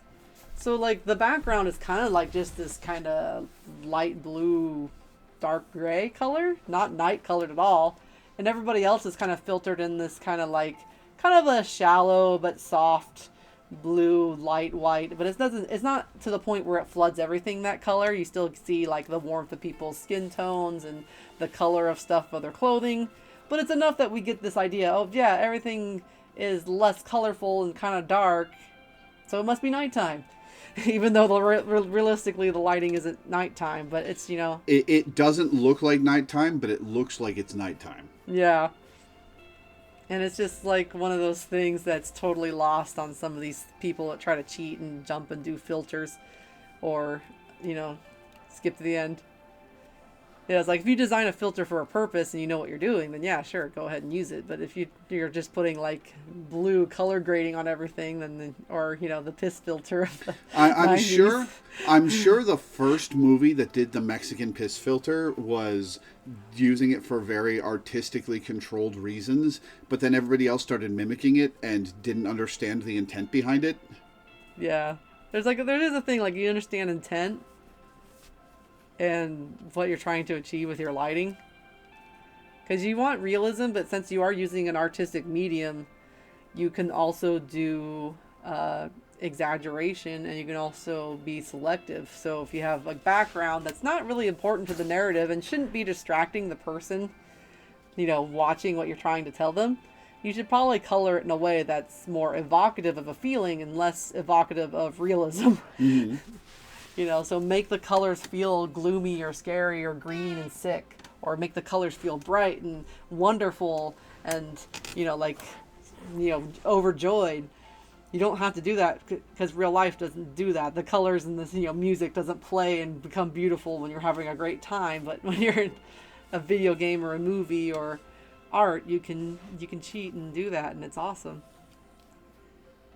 I feel like I should have encouraging music, like da da da da. Art is beautiful. Spy on Spider, the inspiration to us all. Thank you, Man Spider. He does get darker as he goes towards the bottom of his look, though, like a lot of other stuff. Yeah, I haven't been commenting on that too much on this outfit because I can't tell if it's because of the lighting engine where he's hung upside down and they just shade his legs, or Let's find out. if he actually is just darker on the bottom. But it does look like his feet is a darker gray than his hands, for example. Wait, does he have no pointer finger? Oh my god, you're right.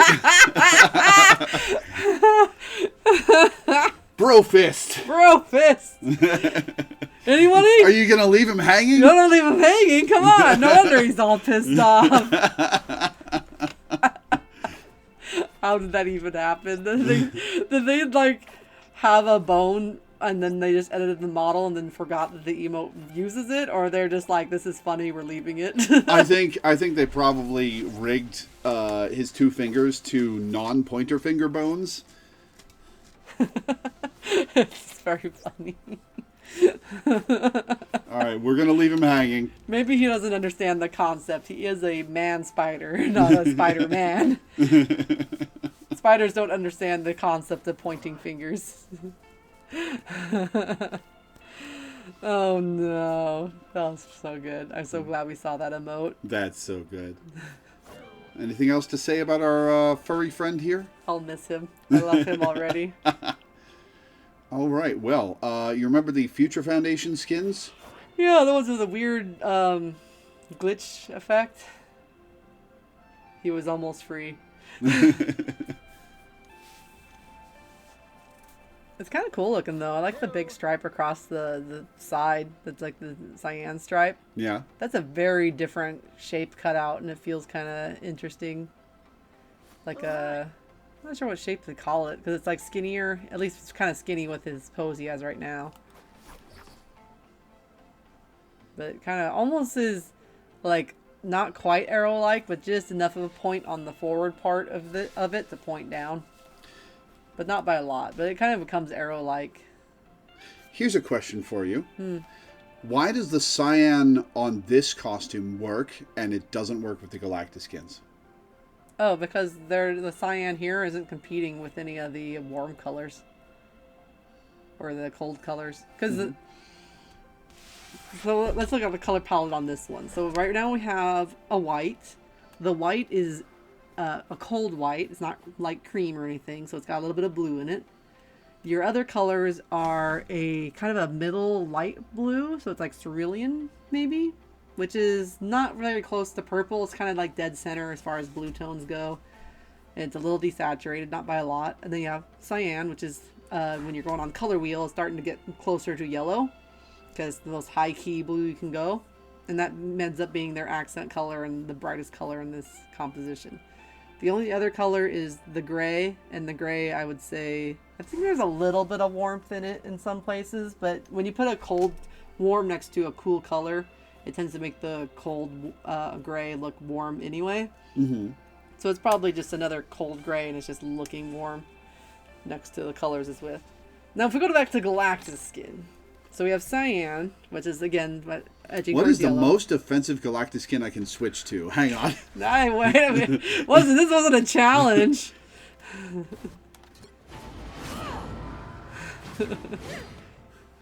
Oh, no. Okay. So let's go through the roster here. We have kind of a blue violet. And then we have a sort of red violet and a cyan. So I think honestly cyan would be probably okay with the red violet by itself because they're both sharing a bit of a warm color scheme. But then you have the blue violet, which they all share blue, but not the same blue. Does that make sense? Yep. So the red violet could perceivably share some of the same blue as the blue violet, but it is not the color of blue you would use to make cyan. And cyan, blue is kind of a funny color in the color wheel because there are some painters who mix traditionally. So traditional mix, blue is expensive as hell, so actually they did a lot more of a Payne's gray kind of thing. So they would make things appear blue by having a lot of warm colors next to it, and they would use as little blue as they could possibly get away with, or a very desaturated blue. Then you have part of our modern colors where you typically have a cobalt blue that people will mix with their red and yellows. And then you have painters that mix in brighter color schemes. They do like the CMYK. They get a cyan blue so they can mix very bright colors. And the way that harmonizes your colors is if you're using the same primaries, your colors are going to be harmonized in some way because you're still mixing with those same ratios or mixtures of those three colors. If you switch out one of the blues, so if say you're using cobalt blue in one section of your color scheme and then use cyan blue in your other color scheme, well, you're going to lose some of your color harmonies a little bit. And then when we add that, a lot of the characters that they put this color scheme on usually have a lighter skin tone. And even in darker skin tones, like there's really only one dark skin tone that has kind of a blue tint. It's like a very like blue undertone. There's like only a few of them. Most people have either a red or an olive undertone, so that's red or yellow. And lighter skin tones also can have red or olive undertones. So even with the undertones as a consideration, most characters don't have it and are having a red or a yellow undertone, which is not going to match any of the blues. Mm-hmm. And yeah. And this one, I think they did well with the ratios because I think we talked about this one before. Because most of the other ones don't allow them for some reason to have this dark black that she has on her midriff. Most of the other Galactus skins are stuck in this middle value of middle value, light value. So they cannot get any contrast out of the dang color scheme. And it makes me so mad. Whereas like, this one's kind of okay-ish. It's not my favorite, but because she has this dark gray in her middle of the outfit and the gauntlets and the kind of hair spike, Valkyrie things going on up there, because they allowed this particular skin to have that dark gray purple, it's balanced a little bit better. Most of the Galactus skins do not, for some reason, let them have any value changes, and it's just a mess. Whereas if we compare most of the other outfits, no matter what the color scheme actually is, they have some value contrast, or if not value contrast, saturation contrast. And if we're going saturation contrast, we have pretty much highly saturated, all the way saturated for cyan. Cyan is pretty much the high key saturation, and the other two colors are pretty much could be a little bit higher, but at that point it's useless, so it's just like one step below that. So again, no contrast. So the reason the other Spider-Man suit works with the cyan there is because we have saturation contrast. We also have some value contrast because we have white, black, and cyan. And white is going to be a little higher than cyan because you can't get anything lighter than white. So the cyan by contrast is going to be a little bit lower value. So light and dark. So you have dull and bright, light and dark contrast for your colors. And then everything else is hue contrast. And so hue contrast, we have pretty much the neutrals and cyan. Because cyan and the other blue are pretty much the same hue. Just, pitched up or down a little bit. So they share hues, like the eyes, that's the same hue, more or less, just different values of that hue and a little bit more yellow for cyan. then it's next to black. And that black has a very different value contrast. And then it's next to white, which has another value contrast. And that's why the Galactiskins keep not working, is because they don't let them have hue. No, sorry, they don't let them have value contrast, and they don't let them have saturation or intensity, brightness contrast. So the saturation of those colors is the same, and the values are the same, and then it's like there's nothing you can do at that point. And there's not even any hue or color harmonies, because on a color wheel, you have like two colors that are pretty very warm, and one cool color that doesn't have enough difference to make any contrast. You're basically in a box of horribleness that you cannot make any variety or contrast. And then they pigeonhole those poor designers by saying, hey, we don't let you have any value contrast either. You can't use that dark purple for some reason, except for on like 2 outfits that we've looked at so far. Mm-hmm. And I'm just like, this is like the nightmare scenario. Can you see why it's so frustrating? It's like, here, make a 3-star Michelin sandwich, but you only have American cheese, white bread, and salami or something.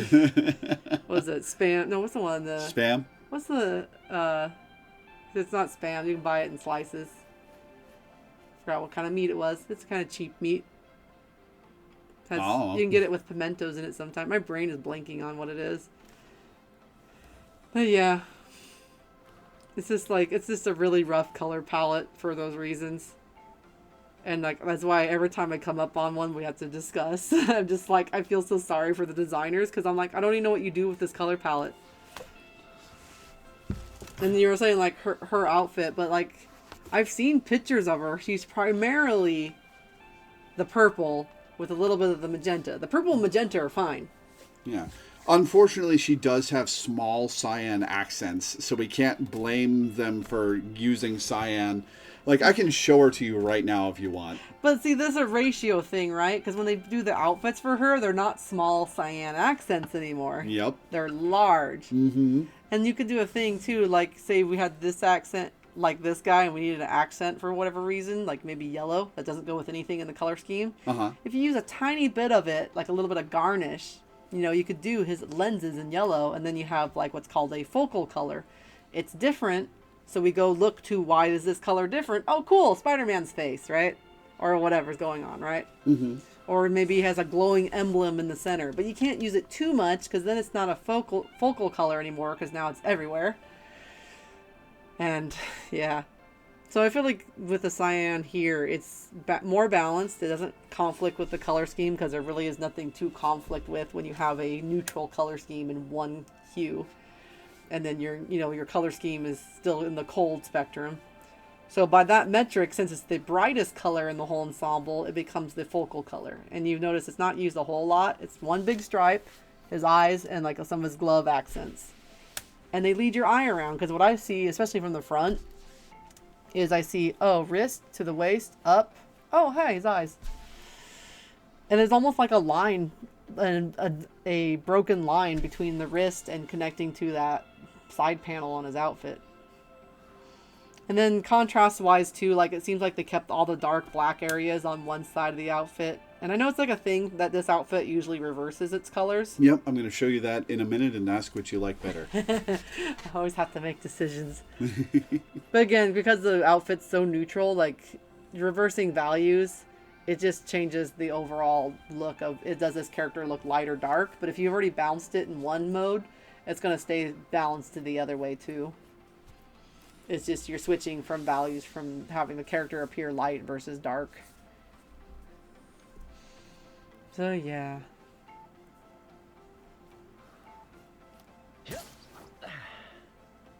I still don't like the special effect where they're like kind of for the forearms. Yeah. Yeah, it's a very weird one. Oh, hi.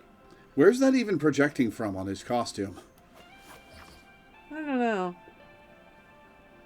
It's so strange because, like, I feel like I know what they're trying to go for. They're like, it's some kind of future technology thing, but it's so opaque. And I can't think of what would the purpose of it be. Is this like their like Windows ME, Aero Frutiger of the future aesthetic, and I just don't understand? Maybe. And for I don't know if people have look at their design, but if you look that one up, it's that era of Windows where they made everything all bubbly, and there was a lot of like airiness to the design, and it usually had a focus on tropical fish of all things in like 3D environments. So they'd be like kind of like floating swishes and baubles, and everything's like kind of beautifully shiny because we just had started getting 3D renders in a way that wasn't prohibitively insanely time consuming and expensive. Still difficult, but it was becoming more accessible overall in the design world, so they started to focus on this idea of futurism, but they wanted it to be in a bright and kind of fanciful way. But anyway, he's not changing colors. Oh, let's see. You have to press a button to make him do that. Oh, cool. Makes him look like a ninja. I kind of like it.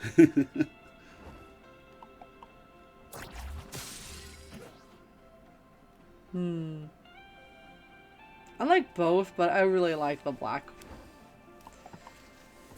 version more. I think the black version works for the same reason the Venom outfit works. Yeah. I don't know what it is though, but I think they've done so many characters in comic books in white suits that are like actually just evil or at least anti-heroes that I'm just thinking he doesn't look friendly anymore. Yeah. I think it's just been such a long time since there's been a friendly face and a white mask. Welcome to America. Oh, it's terrible. But yeah. Overall, I can see that they all match, but this has always been such a weird design to me. Yeah. Like they're like hexagons. Then again, last time I saw hexagons as like a design motif was like the evil school society in the Teen Titans cartoon. Hexside, I think it was. No, Hexside's the school in Owl House. Yeah, I can't remember. It was something like that. Hex Academy or something like that. Hive Academy, maybe? Hive, yeah. Yeah, something like that. Where, like, basically they brainwashed all these little villains. I'm gonna use children to take over the world! Oh, here's an emote I didn't show you when we were doing Man Spider. Oh. Gruesome. I was kind of wondering about that, because I was like, oh, he doesn't usually have a bunch of extra arms, but never mind. They got you covered. Yeah, they couldn't animate them like constantly when he's zipping around and stuff, because that would have been like, you've got to make this a $50 skin to justify it. But they put it in an emote. Now, any Spider-Man can be a horrific atrocity. Yep. All right, so that's the Future Foundation skin. Can't believe you're not just going to show it with the actual skin it goes to, Oh, though. okay. I can do that. Come on, man. We have integrity.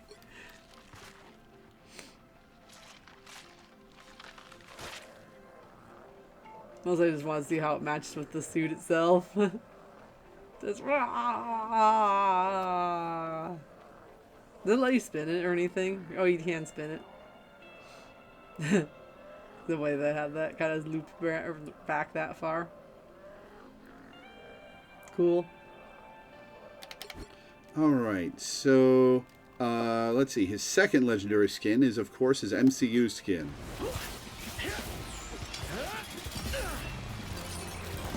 From No Way Home, the third MCU Spider-Man film. Mm-hmm. It's kind of weird to see him like beefier looking than the film, cause Why are his eyes cyan? I think because in the film it's supposed to have this kind of like cybernetic Oh yeah, it's an Iron Man suit. like but... it has this like cybernetic look, but I think maybe they did go a little overboard on the cyan there. So I think they just wanted to be a little bit colder or cooler colored, or to look more like a lens or a machine. Because it does look different than his regular suit. I just think because in the Marvel color palette, it probably just looks super bright. I always like the little gold accents in this suit, though. It was always look kind of pretty neat. Oh, trying to see if they did anything else interesting. They have a kind of a different cut on the abdomen. So like the actual spider scaling actually is less of a kind of a sewn on pattern and more of like a scale armor look to it. Yeah. Especially on the arms. Does he have a seam for his helmet? Although I think he does not. Although I think in the movie it was nanobots or something, right? Yeah, it's nanotech. Yeah. In his new movie, it's going to be a cloth costume. I remember there was somebody making the observation that the Iron Man movies got a little less exciting because, like, from the beginning, it's like, you know, like yeah, it's a very real feeling mechanical suit in Iron Man 1 and 2. And then like you get the suitcase one, that one's pretty cool. It's like, phew, pew, and then you get the nanobots, it's just like, wah. Yeah. Even the Avengers 1 that isn't nanobots, but it's a mechanical suit that expands from the bracelet. Like, that's really cool. Yeah. And I was thinking, yeah, they have a point. Like, if they're not gonna like emphasize the mechanicalness of the suit, it's not as fun sometimes. Yeah. They just released the early MCU Iron Man suit as part of a special event they're doing right now. Ooh. I do like the color on this one a lot. It's like it's not as yellow and warm as the other suits. It's got a lot more of a purpley cold, and they don't really go very warm in very many parts of it. It's like a little bit in some areas, like around the shoulders and the collarbone. I see a little bit, and like the nose, but it's really subtle compared to his like base outfit. I also like the blue being much low-key. This one's cut actually a lot like the classic suit if you kind of ignore the gold accents. Yeah.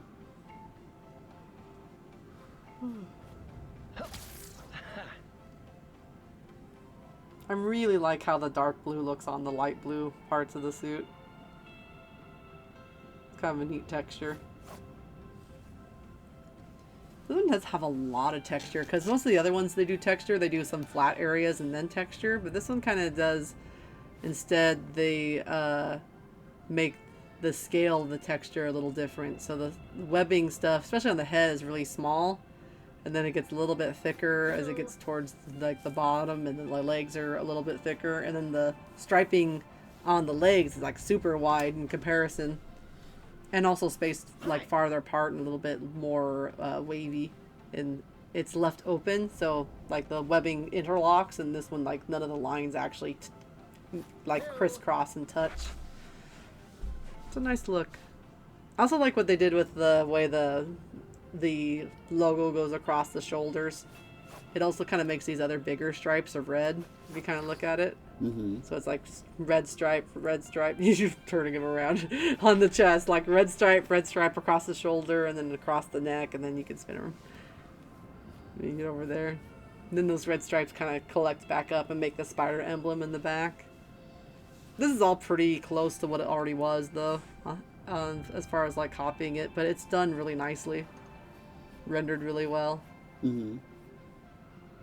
I'm always also impressed at how much they pack kind of the low value light in there. I keep calling it filigree because it's just like all these extra lines across the butt and down the side of the leg. It makes these panels, and then they cut the panels into panels. These would be a nightmare for sewing. Rip all the cosplayers. But you can see too, like the striping gets more dense, like around the knees. And in some ways that kind of makes sense. It kind of accents some of the like the rhythms of the muscle groups, but also like the knees would be a part of the body that have to bend and crease more, so it has closer lines. Same for like around this part of his torso as well. And they still do leave plenty of flat areas. Like there's a lot of flat area on the back, and there's a lot of flat area across the chest. And that just kind of gives you some areas of rest with all the other design. And it's pretty much just primary color scheme. Yellow, red, blue. Mm-hmm. I think the brightest color is probably still red, but there is quite a lot of bright yellow in the center of the gold, but a lot of the rest of it is dull. And that's because to make gold look realistic, gold even despite being shiny, tends to be very like desaturated. So that when you do put a saturation on it, it makes it appear shiny by that point. I do think the cyan eyes are a little too strong once you like stop to notice it. I think they could have just went with a lighter cyan, and I think I know what they were trying to do, because I think I remember the movie, like, usually the lenses are kind of milky looking, and I think the ones on this suit are more like glassy mechanical. I think that the treatment of the texture is different, but I don't think in the Marvel design palette they have a texture for milky glass versus, you know, robot mechanical glass, if that makes sense. Yep. So because that's not in their texture palette, I think they just went with this color instead to get that idea across. But it's so like flat and perfect, it almost feels a little unrealistic compared to some of the other ones where I think they kind of put like a dot pattern in the eyes. Yeah. To give it a bit of a texture. Let's get a closer look at the eyes when it decides to stop.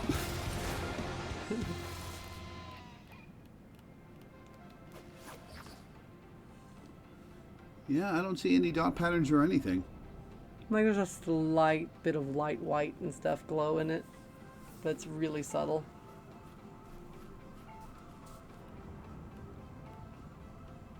Versus like if you go to this base outfit.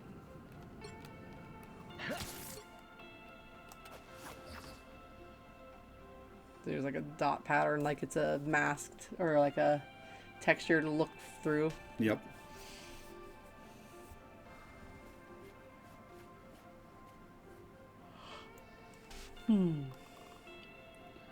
Alright, anything else to say about this one? It's cool. I like it. I liked it from when it was in the movie too. Fair. Alright, we've only got 5 costumes left.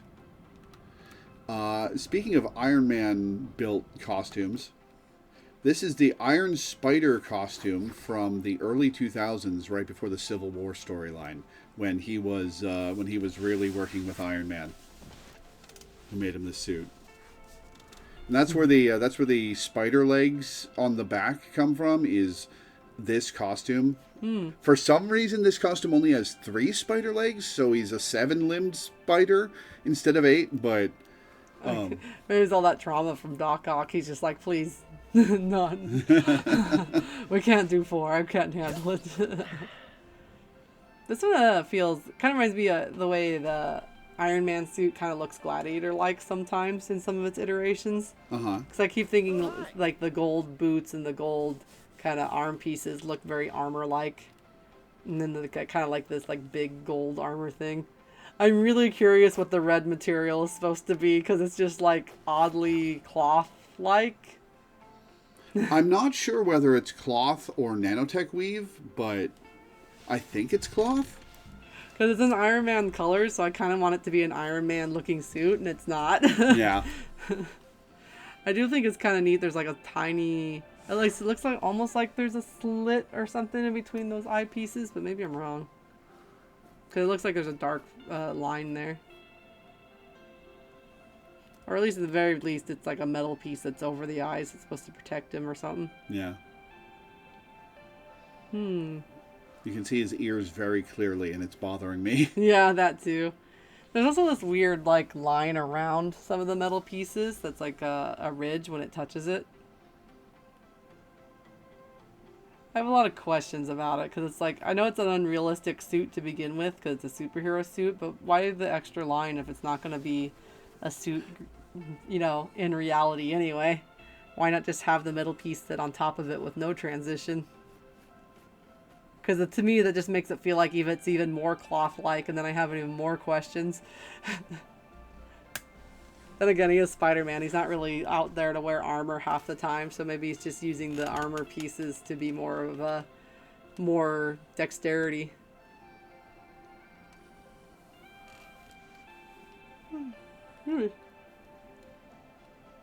I do think it's a cool spider emblem, though. Yeah. Yeah, it definitely has like the idea behind both of the characters as far as like one, the Iron Man colors and motif with like the Spider-Man physique and emblem. Does the bottom of his shoes have something on it? It does. Cyan lights. He has the little like The iron, repulsors. yeah, boosters. Rocket. I do think the material treatment on the red is really cool though. It's like very metallic, shiny red. Hello. And catches the light really nicely. I feel like if it was me, because there's so much red real estate to like do like a material like nano, like that nano texture they put on some of the suits or the neoprene or like the hexagon thing. Uh-huh. I feel like there could have been something there, but I know it's based off the comic. Yeah, this is one of the most accurate comic skins. Yeah, If I'm recalling the comic look correctly. yeah, and it's just there's this weird transition between flat graphic comics where these would normally have a black outline, there'd be these dark shadows, and stuff like that, and it would just be yellow, red. And then there's like this weird transition between taking that flat graphic design and trying to force it in the photorealistic, stylistic box that just makes the suits look a little silly in my mind. But that's just me. If you're a fan of this suit, I'm sure it looks freaking awesome, It's done really well. It does get a lot of points for being comic accurate without any real embellishments. Yeah, and there's nothing totally awkward about it, really. I just don't like to see that much spandex on it feels naked. Oh, it's liquid metal nanofiber. So it can more or less disappear when it's not needed. It's kinky. So you can wear it underneath your kinky. Your ordinary clothes and not have to worry about it.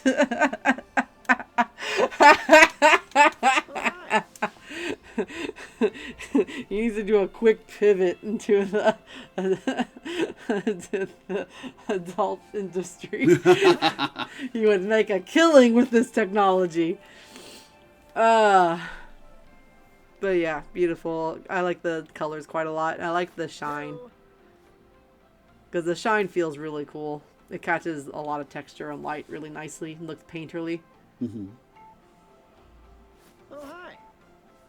Look, he has boosters on his hands too. Oh, does he? Oh, he does. Huh. I wonder why. So he can do the Iron Man fly around thing. He's Peter Parker. I don't think he needs to. Well, he's Iron Spider now, so he can fly. Deal with it, nerd. Yeah, He's fair. got 7 spider limbs. Watch out, world. Here he comes. All right. Anything else to say about this one? I think we're good. Okay, up next, Disco Spider-Man. Groovy swing. Hello. This is based very directly on an alternate. To this one? Yeah. Wait.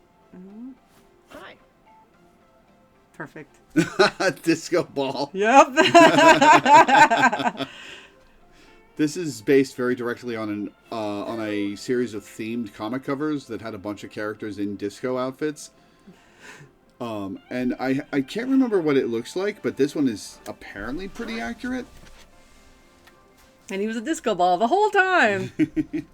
The colors are nice, though. I'm always a sucker for yellow and blue. Yeah. So it's pretty much primary colors with a tiny bit of red in the center. Which kind of, like, the bulk of it kind of points upwards. So you kind of get this nice, like, the only red section points you up. I also like the way they did the collar, too. Yeah. That's a sort of spider webbing thing.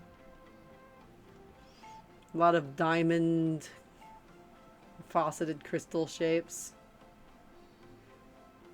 They kind of did the jacket too, where they did big wide jackets so they could do a big wide chest. Which is very disco. I'm not sure what's with the eye effect. Yeah, it's the Future Foundation graphical glitch effect, but yellow, and I'm not sure why they did it. Yeah, I'm not sure. Couldn't help putting their own Marvel Rivals spin on the skin. I guess, because, like, is it part of the original? I think it would look just fine without it, but it doesn't look terrible either. It was just kind of, weird. But yeah, he does have, like, this looks like a crystal disco ball come to life in Spider-Man shape. I love it. Yeah. I just love how they committed so much to, oh, you can get him to spin slow. I like how they committed to so much crystal on the whole outfit. Because it's on the shoes, but in smaller scale, and then it's on the bell bottoms in a larger scale, and then it's on the arm pieces, it's on the jacket, it's on his actual helmet, mask, face thing. And then everything else is like kind of a medium tone blue. Except for a little bit of light blue on the back, but it just makes him look like he has those like chaps kind of pants. Oh god, he kind of does. Which would have been in style at the time. It's actually a very nice mix of a modern take on that kind of classic fashion. If you kind of pay attention to it. Because obviously nothing on here is like strictly, you know, disco. But the aesthetic of using the shapes and stuff is in the material. The only reason I can think of they didn't do a lot of red is because they wanted him to look like a crystal ball. Mm-hmm. Because other than that, I can't think of why the blue and yellow color scheme, but it looks really nice.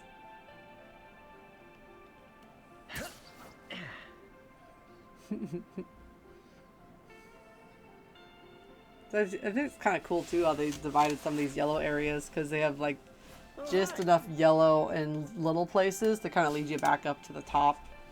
Like across the knees, across the wrists, across the chest, and the whole collar area. It's in a little bit of value changes too, because like the collar is less bright than the center of his emblem, or his eyes are brighter yellow. It's actually very pale on the collar, and then the boots are desaturated, but they're darker in value. Looks good. I like it. Any funny emotes for this one?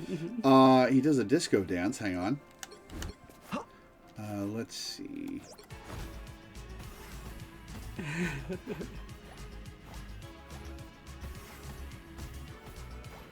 Look at him go. You know what you need to do next, though, right?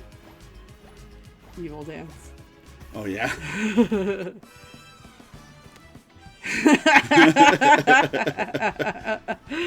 Yeah, there we go. Looks good on the suit. Yeah, it does.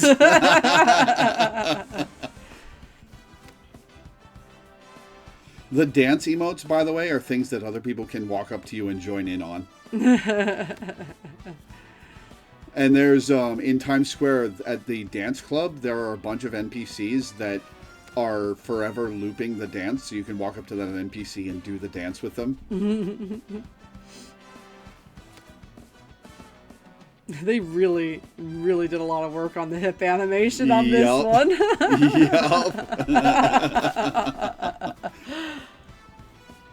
Yep. There's something funny about it that it's actually labeled Evil Dance, too. Yep. Well, they couldn't name it Bully McGuire. They'd have to pay him royalties. That's fun. Speaking of Bully McGuire, The black suit. this is explicitly in story a different symbiote from Venom that he picked up during the fight on Clintar, but it's the Marvel Rivals take on the black suit. The one part of this I don't like is the swoops on the eyes. The rest of it looks great. Really? Yeah, I think it looks weird. I think the black suit looks better if he looks like Spider-Man, but black and white with a fancy fucked up emblem. Yeah, the emblem looks cool, especially like how 3D it is. Yeah. Kind of bone-like. I think where they messed up with the eye swooshes, because I kind of like them, but the thing is, the symbiote eyes, they look like eyes. And I think they broke up the corner of the swoops so much that they don't look like eyes anymore. Yeah. They look like a flame or some other random shape. Because, like, the ones on the symbiote style eyes, when they do the kind of melting eyes, they still look like eyes. Yeah. And the comics, because all the symbiotes more or less kind of look identical, when they did, like, a group of them together, what they did was they made each one have a distinct kind of, like, eye swoosh come off the end of it. So even on top of the colors, you could kind of tell which character was which because of the distinctive shape of its eyes. Mm-hmm. Hey-oh. When he moved his hand, I just realized his spider web just ends in like a tube on the end. Let's see him move his hand again. You gotta move him sideways though. Hi. See? Oh, yeah, it does. It's just a cylinder on the end. I know, we're not supposed to notice these things. He also has that cool pulsating effect on the symbiote suits that we've seen already. Yeah. I always really liked that aspect. I don't know why some of the suits though, they were like kind of like shying away from making them look cool in some cases. It felt like they were like, no, we can't have the color be Venom black, so we gotta pick some other color that doesn't look as cool. Yeah. Looking at you, Iron Man. I know, it's such a bad choice of colors. God, can you imagine how cool that would have looked if the symbiote parts were black? Yeah, or red, or literally anything besides brown. Yeah. They could have made it red because it would have been Iron Man red. Like, can you imagine like Iron Man symbiote, but it's red like the suit? Yep. That'd been cool. But anyway, I digress. This has that cool kind of iridescent, like oil slick colors to it too. Like just a little bit of purple and blue here and there. Done entirely with color splotches instead of like dynamic animation, which I think is pretty impressive. Yeah, I do think it's interesting. There are some like marks, like on the mask, that are like carved in. You see a little bit of it on the rest of the suit that kind of loosely follows where they would have been on his base suit, but it's in a very organic way. So like a lot of the lines are either repeated or a lot softer and rounder. In fact, you know, they're more like goo. Mm-hmm. Or there's more texture, like especially across the abs. You can see it's like it's not even the lines are even completed in some cases. They're just kind of textured on, so that it doesn't look like it's fabric or something like that. It's just an actual, you know, writhing kind of liquid suit. They do kind of a shimmer thing on it, but I'm not sure if that's a filter or something else that they got going on. The writhing liquid effect, by the way, is something I don't think I've ever seen in an animated or live action Venom suit. Like they all look like smooth and slick and shiny, but like they don't move like goo constantly, and I think it's a pretty cool effect. Yeah, it makes you really get the sense of like this is a living thing on them. Yeah. And not just like an inert material. Should we see if there's anything interesting going on with the legs or anything? It's kind of got like little kneecaps going on, and I like the way they did the lines on the calves. It's like these big swooping lines, a lot thicker and less dense. Yeah. He also gets a bit warmer gray towards the bottom. You see it kind of like there's like a fade off. Yep. That's kind of, I think, a nice balance to go lighter because he has all the white emblems on the top. So you get a little bit of visual balance in that everything that was dark up there is cut up by the light areas, thus making the overall balance of the two kind of, you know, it's like adding them together. So then by adding some lighter colors on the bottom, it kind of balances the bottom half of the body to also have that same kind of ratio of light to dark without actually having to add any materials there. Of course, you know what we have to do. Oh no.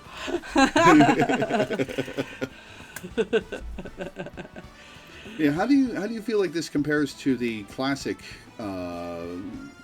black suit? Like the classic black suit is like pitch black with just like the emblem and the eyes. I think it's for me it's hard to argue against doing the graphic design thing of something completely in silhouette. It's just like, because you don't get to rely on a lot of the other elements or principles of art you could do. you are just pretty much stuck with silhouette, which is a shape. You don't get a lot of form or 3D depth or stuff. And there's something that's really appealing about that on a design perspective. Especially when you're trying to do something like it's a mysterious or unknown character. You know, they're like obscured from your view. Mm-hmm. But this one has a lot of material to it, too. That's really interesting and fun. And the characters have obviously built up a lot since they debuted. And so the mystery of the Venom character is kind of gone. And it's now like, you know, there's just so much baggage that comes with it. So I think this design is really great, too. I do wonder, because I know that in a dynamic setting like a game, you have to light things. But I do notice that they never really do black, like, all the way very often. Yeah, like I've always read the blacks as black, but you've always called them out as gray. And you're correct, but they always have the color language of black for me. And maybe that's just because I don't have a practiced eye. Yeah, they read as black. And, like, if you're painting stuff in real life with black, what you tend to end up doing is you rely more on the reflections than the shadows, which is a very hard way to design. And obviously, if you're doing a 3D environment, everything is already built on a shadow engine and not a highlight engine. And so if you did color or design that way, your whole design might come out a little bit different because, you know, the whole game lighting engine is not balanced to make a character look good in highlights. It's balanced to make a character look good in shadows. Mm-hmm. So, you know, and you can see like how his arm is so shadowed there really nicely, and the way it catches in their unique engine of giving them kind of this comic book highlights on the sides of their character. Uh-huh. That, you know, they might just be leaning towards, you know, we're just going to make them shades of gray, because by the time we throw them in 5 different other lit environments, from, you know, vampire apocalypse to, you know, sewers to city, we want something that's going to, like, light a little better across multiple environments rather than trying to do black and trying to kind of tweak it to those environments. And there you go. And also think there's a hard thing of like putting dark characters on like dark backgrounds and trying to make them readable. Yeah. So I think it's just a practicality thing that they do a lot of dark blacks with shades of very dark gray. Also, you got to think about the television that people are going to be playing the game on, because not everybody's going to have a high fidelity television. So they might also be erring towards, we want this to look nice, but we also want it to be readable if it's on a less than, you know, great set, because, you know, the sets wear out, they have different color settings. I think nowadays it's a little better across the board, but there are a lot of people who still have TVs that don't have like dynamic range. And I've watched movies on TVs without dynamic range, and you can't see shit in a dark scene. We were watching the sequel to Black Panther, and there's the scene where they all jump on the military ship and attack all these guys, and it's like you couldn't tell what was happening or who was attacking what or when or how, because everything in the scene was so dark. And I'm sure on a high definition television that has like the ability to like do the deep blacks, it might have been a little more readable, but I was just like, this lighting is awful and they should feel bad. Because I was just like, I guess people are dying. I don't know. Can't tell. Hear screams and punching noises. It was that bad. So yeah, you gotta be careful with the readability sometimes when you have dark colors. That and a lot of like things over time have not been scaled to catch darker colors. Like one of the sad histories of like Kodak film is that they changed their formula not because they wanted to get better pictures of people, but because people who are manufacturing furniture in shades of like brown couldn't get very accurate results on the film. I was just like, well, that's sad. Yeah. And sometimes it still pops up as a problem where, like, even digitally on a phone, some of them are more geared to catch light tones, so then they take pictures of people with darker tones, and then they're all like, there's no range in the value, so they just blend into the backgrounds. And, you know, it's just like, I hope that stuff is getting better, but you never know because they're all focused on the wrong things. Yeah. But, you know, that's just like, those are the kind of problems that pop up because they're all, you know, color's tough. And then they start to gear towards one direction or the other. So TV's range, I don't remember where the color fidelity on TVs are right now. But, like, getting accurate representation in, like, color range is, like, a thing they focus on newer sets quite a lot. That might not be present on older ones because, like, you know, LED technology, then you have OLED technology, then you have nanotechnology, and it's just, like, all over now. That's my guess about why they keep going with gray. Yeah. Versus actually black. There's a lot of different reasons. Also, it'd probably be hard to do the, like, moving, pulsating effect if it was all just black. That's true. But I think it's more just a readability thing. That, and because everything else is so candy colored in their palette, an all black character that's actually deep black might really, like, look really weird against all the bright colors. Yeah. I mean, he's already going to appear like he's wearing a black suit just by proxy of being next to candy-colored characters. True. He's going, who are you guys? Oh, I forgot to mention, this is a group emote, too, that other Spider-Men can join. Except for a man spider who's just trying to get that nice fist bump.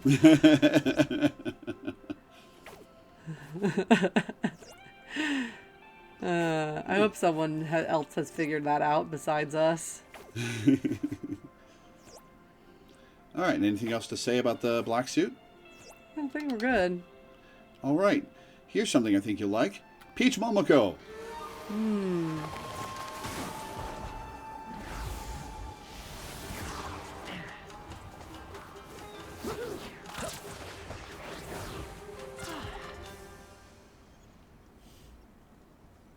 Ooh. They did kind of have like a ninja look in here, like a lot of blue. But I like the simplicity of it. Whoops. You get to watch this cool animation again.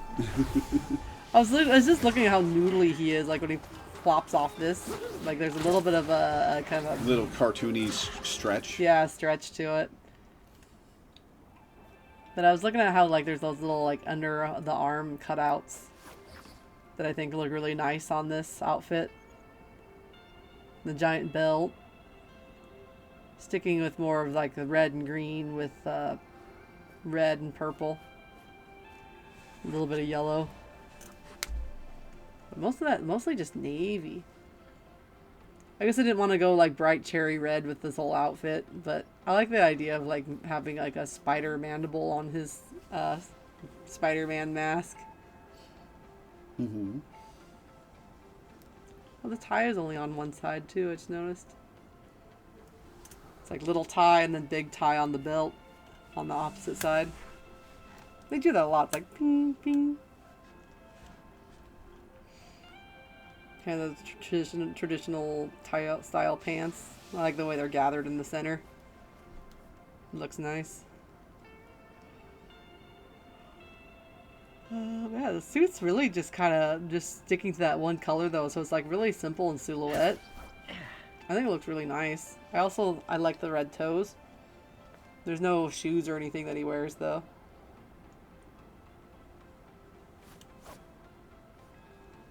Imagine you're just like playing the game and it's this Spider-Man that comes around and gets you.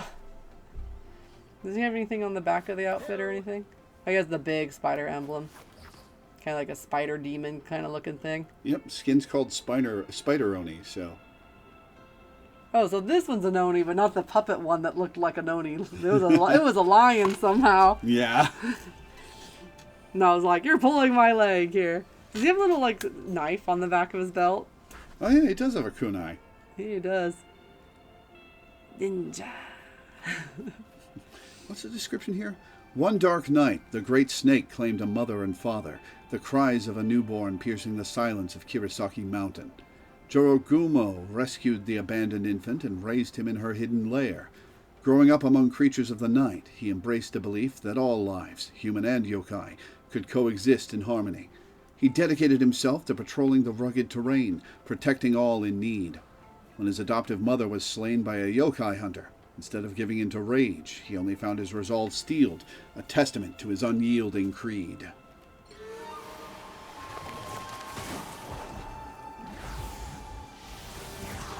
So was he bitten by a radioactive yokai?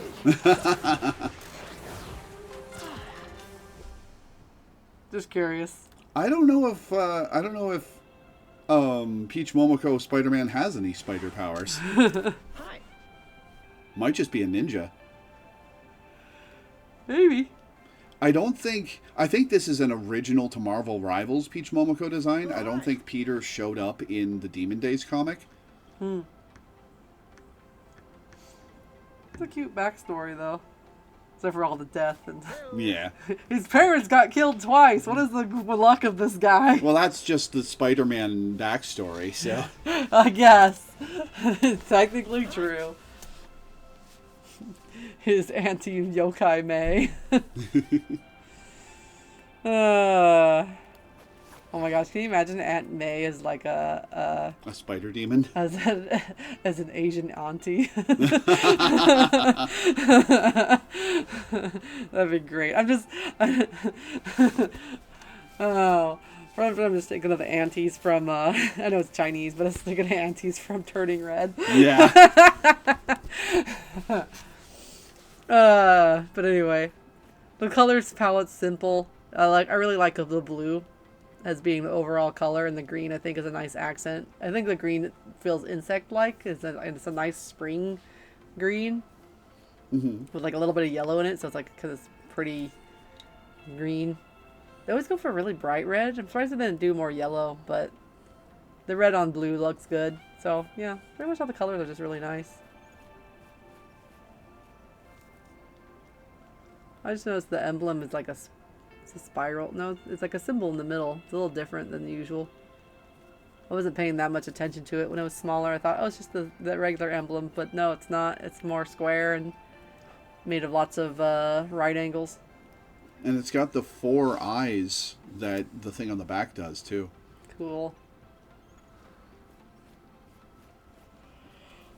Yeah, I like the idea of if you did make a Spider-Man design, because she does a lot of like more flowy, fabric-y, like bangles and stuff everywhere. I like the idea of his suit being a lot simpler, because his other suits are typically pretty much more focused on his physique, so they kept the palettes and stuff pretty simple. So I think it looks good. I guess where it breaks things up compared to like the color scheme is in texture, because he has like all the wrappings around the lower leg, then he has like all the wrappings around for his belt, and then there's like a little bit of like shape and cut out to the actual garment of the sort of overcoat. So I think that's kind of where like all that blue is kind of getting some more variety back. Because the color wise it's very flat, but then texture wise there's a lot of play, like the pleats and the pants and the wrappings and the different textures, treatments. That's a pretty clever way to do it. That'd be cool as an art challenge. They'd like draw a character or something in one color, but then separate stuff out with texture instead. Or at least near one color, you know? Because value, you get a lot of contrast just automatically, so it's kind of fun to play with other ways to get contrast or variety of things. And it's just, design's always like a push and pull, almost like a teeter-totter. It's like you push more variety, but if you have too much, you need some harmony. So you have some things are similar, some things different, and you just kind of push and pull back and forth. And then hopefully at some point you get something that looks cool. But yeah, I like the fabric on this one. It looks nice and it moves nice. I think too, though, is like, they do a lot of suits and fabric and stuff, but this is one design where they can just let the fabric be fabric, because a lot of the other designs, like the fancy designs and stuff, they had to make a suit, but it also has to look like a superhero suit, so the suit can't just be fabric by itself. Does that make sense? It does. Whereas like this one, like it is a little tight around the arms and stuff to give, you know, so they don't like lose his physique, but the fabric does get to just sit and lay like actual fabric for the most part. Like the way it sets above the belt is really nice.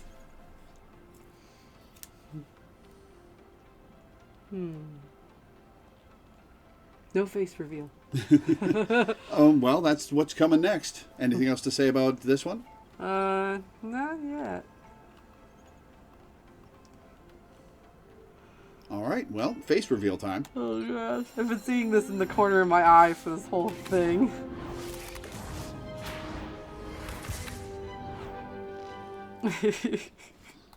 And with the glasses, my thought has been, why does he look like Harry Potter? He also shouldn't need glasses anymore. It's it's like a Superman thing. It's for the, I mean, because I don't know how they haven't caught him. He's like covered in Spider-Man emblems all over. And this is amazing. They just like, oh yeah, and this photographer is a big super fan. That must be how he's getting all those cool photos. He's like doing the Clark Kent thing of being so obvious it'd be stupid to believe it. Yeah.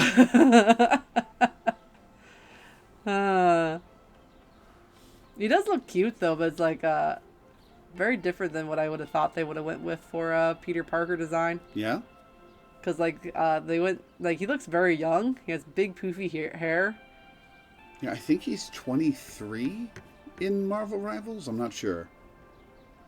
He actually kind of gets this feel of more of like a anime style character than some of the other guys here. Yeah, he does, especially with the hair. Because the hair has that like giant anime protagonist style hair.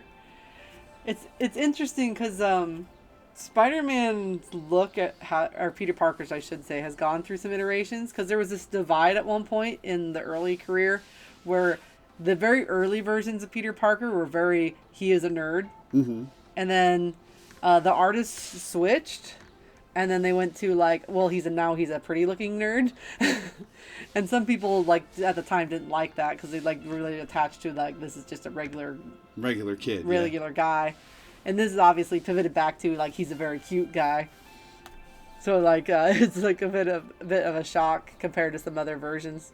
I think what might be interesting in a Spider-Man adaptation is to lean into the fact that before the death of Uncle Ben, Peter's kind of a jackass, kind of a self-centered dick, who cares about his family, but doesn't have any friends.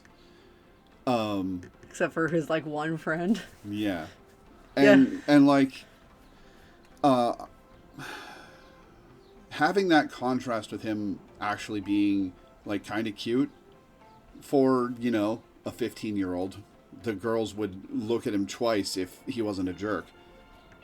Yeah, so you're saying like him being a jerk is what makes him not have friends? Yeah. As a contrast to he's just not popular. Yeah. You know, like the way a lot of school cliques happen. Like if you don't have any attractive charisma or physical attractiveness or anything else, then, you know, you get kind of like overlooked pretty easily, especially if you don't have very good social skills or you don't put yourself out there. So, you know, to contrast that with he does put himself out there and they hate him. Yeah. It also leads to like the big teaching moment that some adaptations miss is that the Tobey Maguire films gave Peter a reason to let the thief go. Like, he was being screwed over by the promoter who was supposed to pay him. And so when he lets the thief go, he throws back, well, that's not my problem, at the guy. And then he's punished for it later, but it falls a little flat because Peter was genuinely wronged by the guy who was being stolen from. And so the karma of the guy who stole that killing his Uncle Ben falls a little flat. In the original story, Peter was just being a jerk. Like, he had no reason to watch the guy go by except that he didn't feel like it.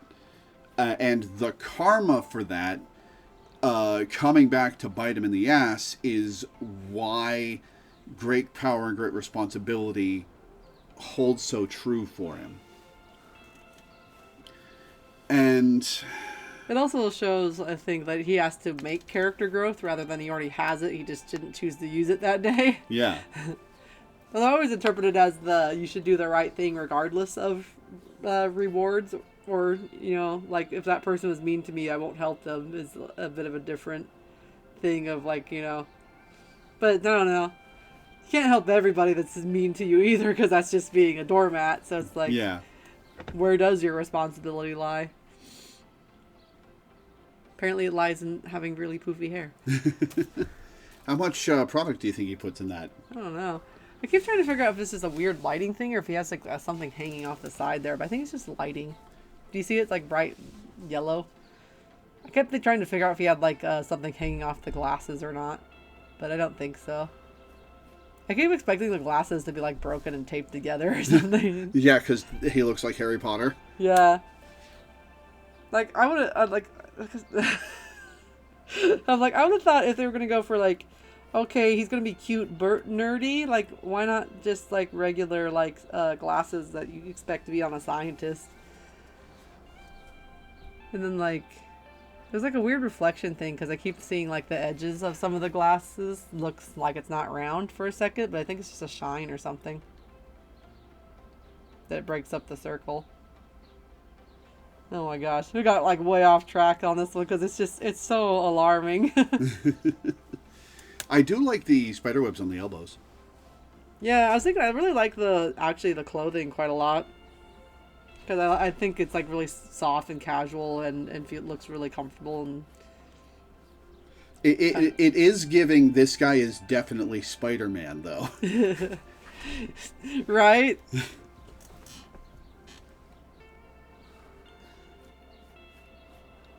But I like the kind of soft, like the soft sweater sleeves, and there's like a red sleeve of a jacket over it, so it looks like it's kind of turned over or something like that. So he just looks cozy. And then he's got like little tassels from his hoodie that just fly around. The camera. He's got a little book bag for school. He's just a good boy. He's just ready to go. He's got Spider-Man on his shoes too. And webbing on the toes. The camera doesn't obey the laws of physics. Oh. Oh no. Well, there's only so much you can do with that. The bag tries its best. Yeah.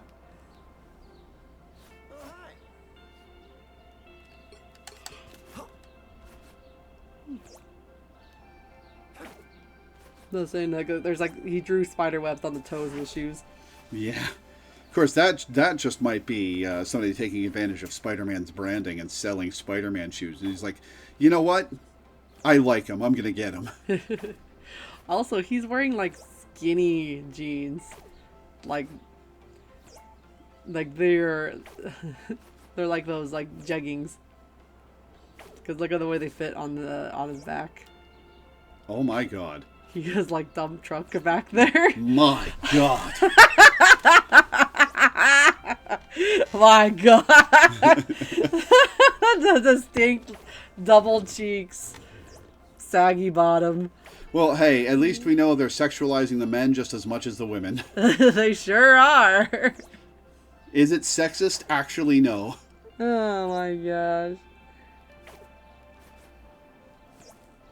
Oh yeah, I've been so distracted on this one. Have we missed anything else that's on this outfit? I was gonna look at the buttons and I didn't get really into that. See if one of the I was trying to think of the yellow thing. It's like, is that one of those like monkeys in a barrel? There is a school emblem on the side of the one side. Yep. I was looking at the whatever the yellow thing is. It's a person, I think. It's the RuneScape gnome. Look at that hat. Maybe. Unless it's something else. But it definitely looks like a person with two arms and like their legs. They're like sitting with their arms up. Yeah. I'm not sure what it's supposed to be. There's an arrow pointing to it from the Spider-Man kind of button. Then there's like blue webbing on, webbing on blue, and then a white something or other. Little do you know, that arrow is actually part of a spinny thing that can spin around, and it's normally pointing at his face. Really? This guy, no, I'm joking. This guy, this guy is definitely Spider-Man button. It points to Spider-Man at all times. He's like, this is how I find him for my photography. And they're like, it's pointed at you. He's like, really? It must be broken. Oh my gosh. Excuse me. I think the only thing that does feel like, at least on brand, is just like, he has kind of like a strong jawline. But I think that's the only thing that makes him not feel like not even a comic book character. You know, it's like the only thing tying him back into being a superhero again. Well, people have been asking for a civilian clothes Peter Parker basically since the game came out, so. And they got this one with the dump truck. They hope they got what they wanted. It is cute though. I'm just like, whoa, what is what is this Peter Parker? Like they yassified him. A little bit, yeah. DLSS 5 on. I think it's also throwing me off is like when I was in college, I didn't really get a lot of haircuts, so my hair kind of grew out like this. Because I didn't care what I looked like. But I don't know if that's what they're going for, but like it's not really cut.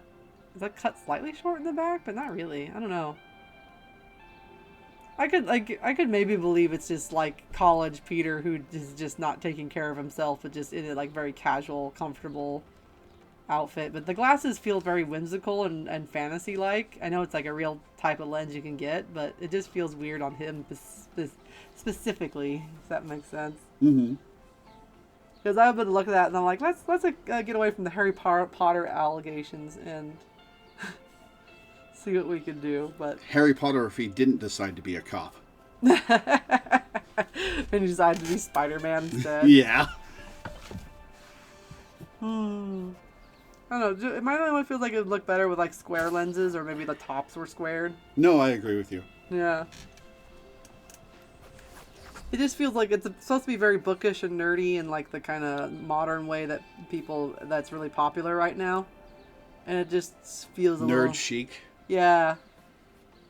But it feels a little off for what his character is, because he's not usually a character that's very focused on aesthetics, except for designing his own suit. Mm-hmm. So I guess they could push it that way and be like he's a scientist art student. And maybe that's what they were kind of going for. I don't know. But I don't hate it either. I think it just might take me a minute to get used to it. It's just like if they told me like, yeah, we're going to make, Peter Parker for the Marvel Universe. This is not what would come to mind at all. Yeah. But I like it color-wise. I like the pants. I wish the pants were this color on that Bagman suit. Yeah. That would have looked nice. Because I think it's still bright and colorful. The brown really tones down stuff and makes the bright colors feel brighter because they have a neutral to kind of sing against again, you know? Mm-hmm. I do wonder what's up with the yellow thing. I still haven't figured out what that is supposed to be. Yeah, that's a good question. In the arrow and stuff. But I guess it's supposed to feel a little artsy, avant-garde like. It's just funny how much Spider-Man gear is on this man. Like, a little full of yourself, huh? It's his original character and also his costume. And he's just cosplaying in real life. All right. Anything else to say about this one? No, I think I like it overall. It's just really surprising, but it's surprising in a way that I think I could get used to if they have the time to develop the story, if that makes sense. Mm-hmm. I'd be shocked at first and then be like, no, yeah, you can talk me into like round glasses, long-haired Peter. Yeah. He's kind of cute. Maybe a little too pretty because I kind of like the average Joe, more down-to-earth kind of Peter. But it would be very appealing to the kind of characters people like nowadays. Yeah. As far as trends go, so it's not surprising in that respect, and I like it. Cool. Is that everybody? That is all 16 costumes, so MVP time. Oh no. Nice. It feels like it's been a while. It's like, I forgot how nice that original suit looks. Yeah. It's pretty good. Mm-hmm.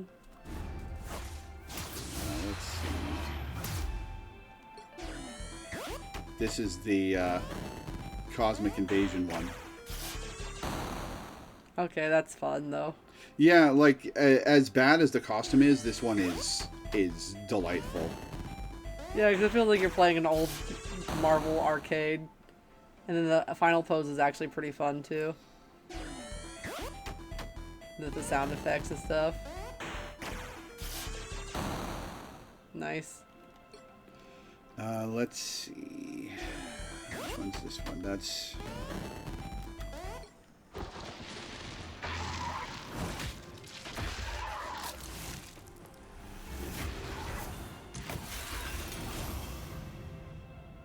Gnarly. Mm-hmm.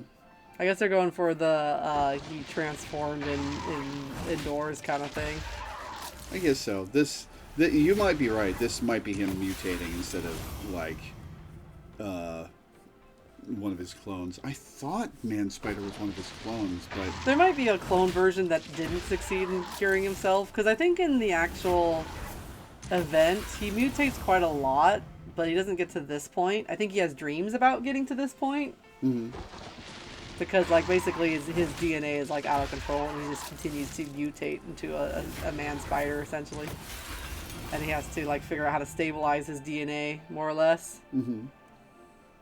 But that's about the extent of what I know about that particular plot point. And it might be different from the version I watched versus the one in the comics. And there's so many alternate universes, I could totally see them doing, like, and one of his clones becomes Man Spider because he didn't have the resources to cure himself or find resources or whatever, you know?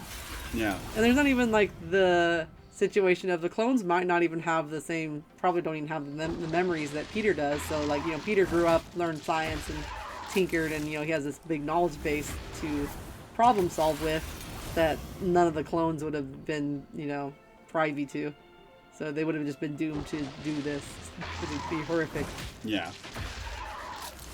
But it's a good monster suit. The skin. It was a Halloween skin, so... Alright, Future Foundation.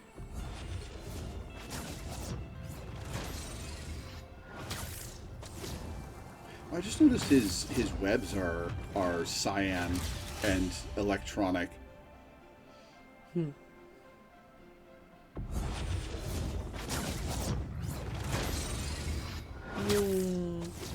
Yeah. Black and white's such a clean look to play around with, though. I guess they show some of the effect on the Future Foundation thing, but I think overall they look better when the effect isn't running. Yeah. Because I don't think it's actually on his arms. Oh yeah, I guess it is on there. It's easy to ignore on his suit, but I just think they should have just not had the effect at all. But other than that, the suits are fine. Agreed. Alright, let's see. MCU suit. Yeah, I was curious how they're going to do that when they already had such a cool intro. Oh, as the picture's getting taken. Oh, and it's with a couple other suits. Yep.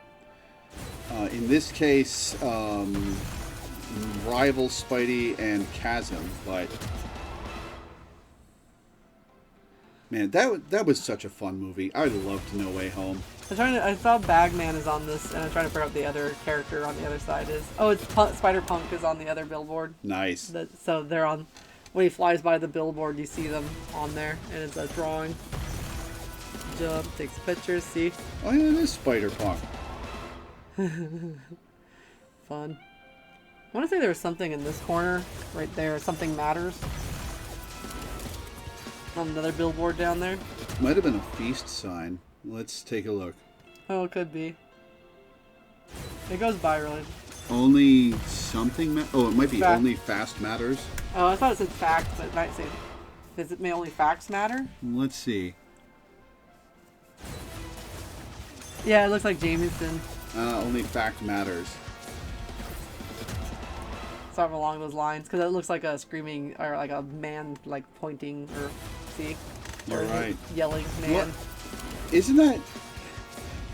This art team puts in so much detail that nobody's gonna see. Because you have to watch it like 5 times. There's actually another billboard down here, but I think it might just be a repeat of the Jameson one. Yeah. But there's all these like random billboards. So there's yeah, it's just the repeat of the other billboard. Yeah, because he's going around the building it's in front of. So someone built a whole set for this little animatic. Apparently. You're right, it is like the opposite view. I wonder why they decided to put those two on the billboard, except for maybe they released the skins around the same time, is my guess. Although it would have been funny if they released this before as like a teaser of those two skins. Before they came out, that would have been funny to do. Yeah. Alrighty. Still a very cool animatic though. I like the pictures being taken part way. Speaking of Bagman.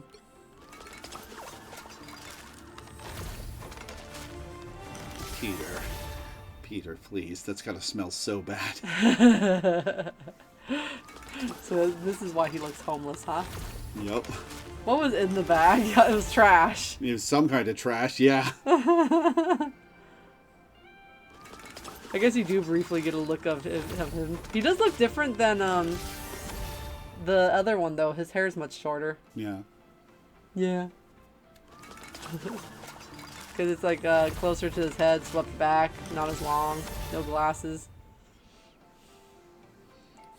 It's been a stressful year.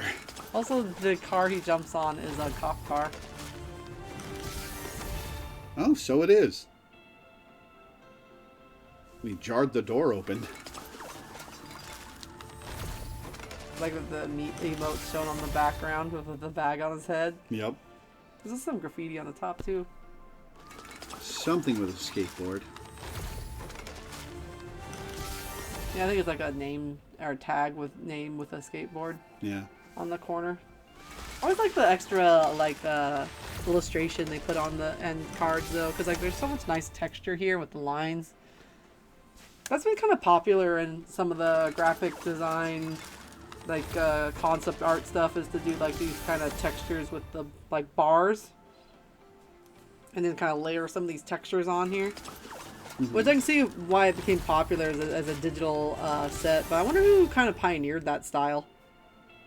Because it's becoming a thing I've seen from at least a handful of artists that do a similar style, but it does lead a way of doing texture and gradients to achieve realistic lighting really quickly without having to like kind of sit and render everything.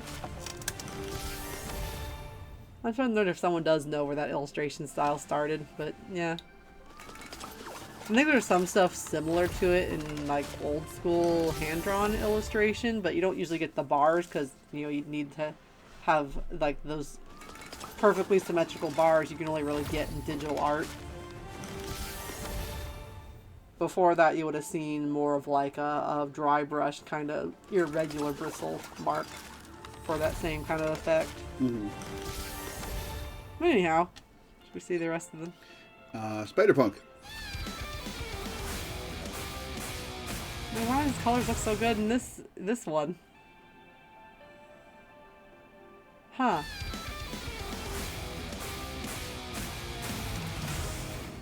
Lighting difference, maybe? Yeah, it's so weird because when I was critiquing how the colors felt like overblown on that one scene, like this one, the colors are like deep and rich and saturated. Yeah. It makes me like the costume a bit more than the kind of overblown pastel look. But it's fun. Looks like they're using a lot of magenta too, with all the primary colors. It's kind of like a splash color, spot color. This MVP is also obviously inspired by Across the Spider-Verse. Yeah. I like Across the Spider-Verse's approach though, that they use a lot of like graphics and photography to mix in to really... Photography and newspaper clippings and... Yeah.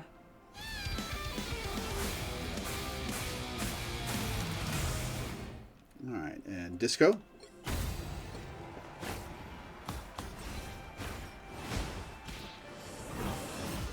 So I have voiced a complaint about the Luna Snow 8th anniversary thing, because, like, from a Western perspective, who celebrates an 8th anniversary?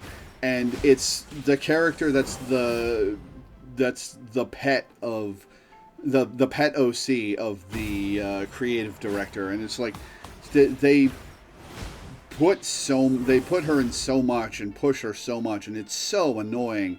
And putting her stuff in the MVPs of all the disco costumes was so annoying. But then I found out that 8 is a lucky number in China, and it made way more sense that they're making a big deal out of the 8th anniversary. Yeah, it does still feel a little weird that it's like in their end cards though. Yeah.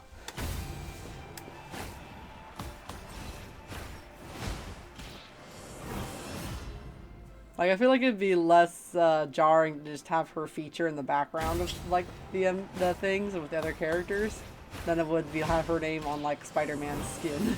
Yeah. In the Magic Disco skin MVP, Luna's getting arrested. All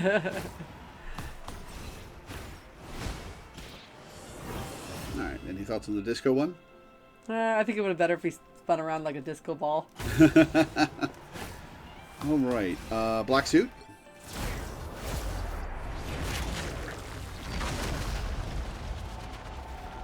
That's a comic reference.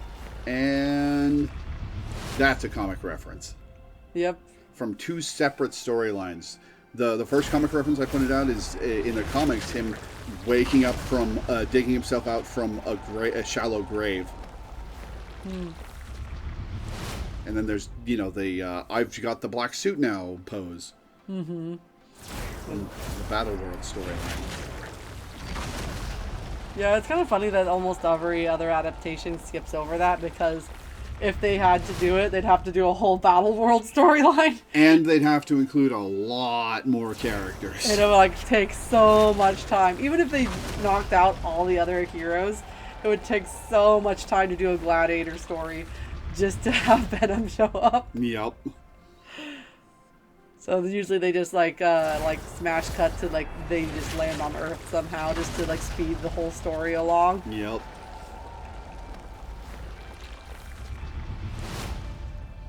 That one's fun. I like also the kind of thought bubble, exclamation bubble at the end. They haven't done that in a lot of these.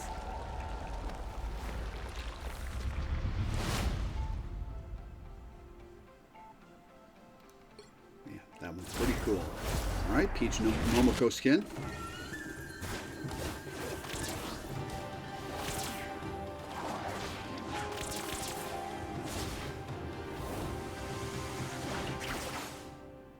That's cool. Mm-hmm.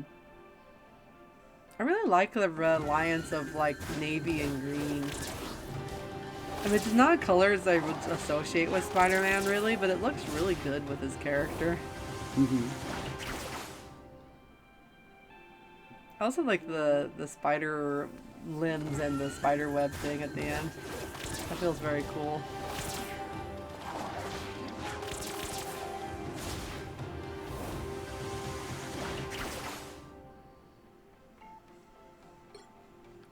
And finally, where is it? There it is.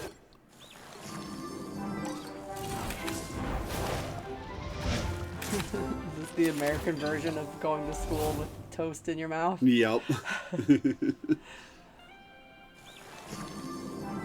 What's he even eating? It's like cornflakes or something. With, like, a shit ton of milk. Hey, I approve of that at least. Does he just, like, just drive out of the way of, like, a pipe in the middle of the road for no reason? I think so. Let's see it again. Oh, it's a trash can. Oh, I was gonna try to figure out what the black thing inside of it was. Nah, it's just shadow. It's just, like, weird square-shaped shadow. Well, let's take another look. Is there, like, a weird, like, rectangle with rounded edges shadow in there? Yeah, I think that might just be bad art direction, but At least that's the first thing I see, and I keep trying to figure out what it is. maybe not bad art direction, but bad modeling.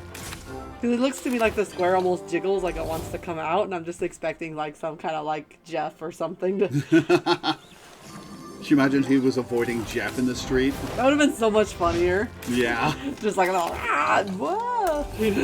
Everything else is the same, just like Jeff just standing in the street, just... He didn't even need to be doing anything. Wait, hang on. That bowl is steaming in the final frame. Is it oatmeal? You're right, though.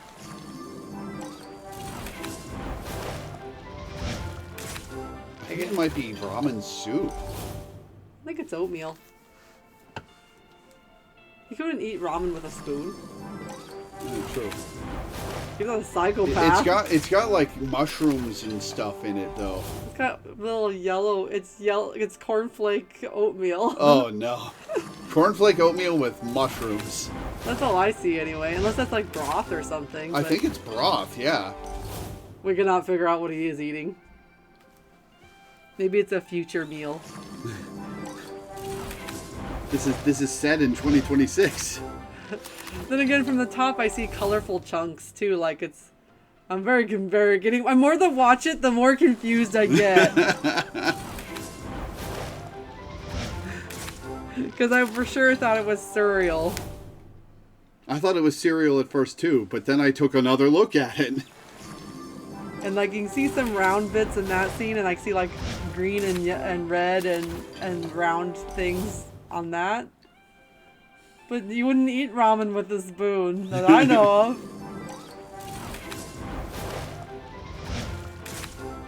I'm now more mystified the more I watch it. So I'm like, what could it be? Does it say? It says breakfast. Let's what the description say what it is? It doesn't say what it is, just that it's breakfast. It is a breakfast. Okay, we've narrowed it down. Maybe it's everything. It's cornflakes, Fruit Loops, oatmeal. So weird. It is weird. My best guess is maybe, but like nothing on the top and side shots suggests oatmeal at all. And it's, Nope. and it's something with a light colored liquid that's, you know, it looks like milk, the cornflakes, but then it's steaming, and I'm like, I'm so confused. Make it stop. Alright, so do you have a favorite MVP out of all these? I'm just very upset that I don't know what it is now. Change it to the default MVP while I think. Because I'm not going to be able to think with that in the background. Oh my gosh. Oh.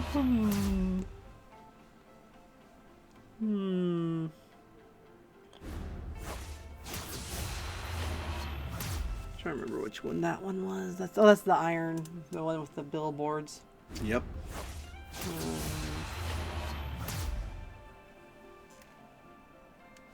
Forgot what that one was too. Oh, this is that spider one. Non-spider. Mm-hmm.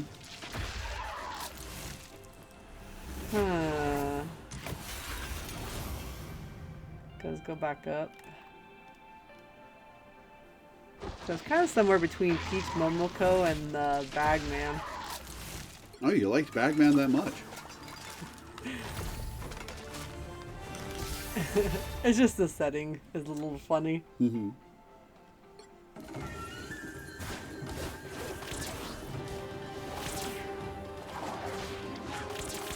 It's so unfair to compare some of these to the earlier ones, though, because like this one's like, yeah, every time they flip across a scene, they're gonna have like a kind of quasi watercolor ink painting effect and all this extra animation, you know.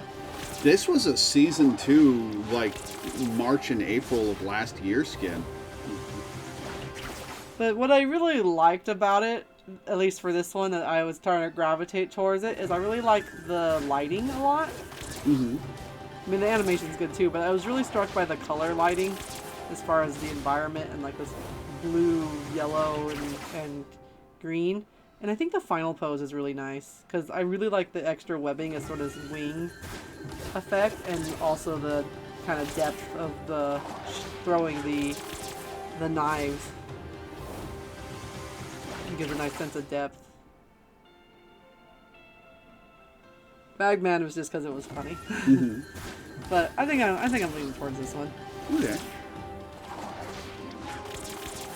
And at long last, out of all 16 costumes, which would you say is your favorite? Alright, let's go down a little bit.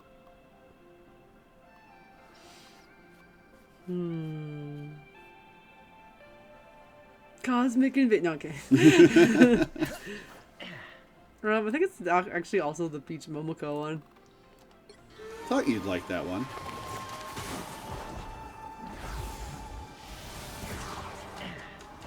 But there's like a few other hard contenders for this one, only because like I think the Spider-Man No Way Home Iron Man one is also really nice.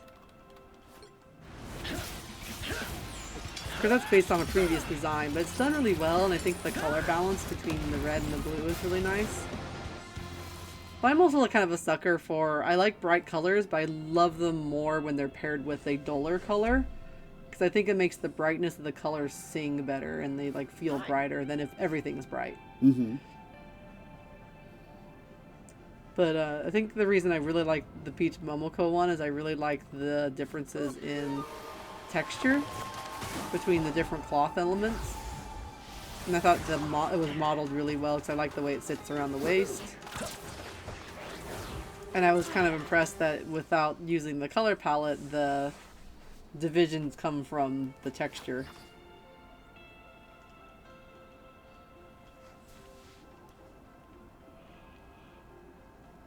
I wonder how much fun they had with this design. You think they go back and they go, I'm going to add them to the next Demon Days? That would be cool. I really should read Demon Days. Psylocke versus Venom is an interesting pairing narratively that I don't think anybody else would have thought of.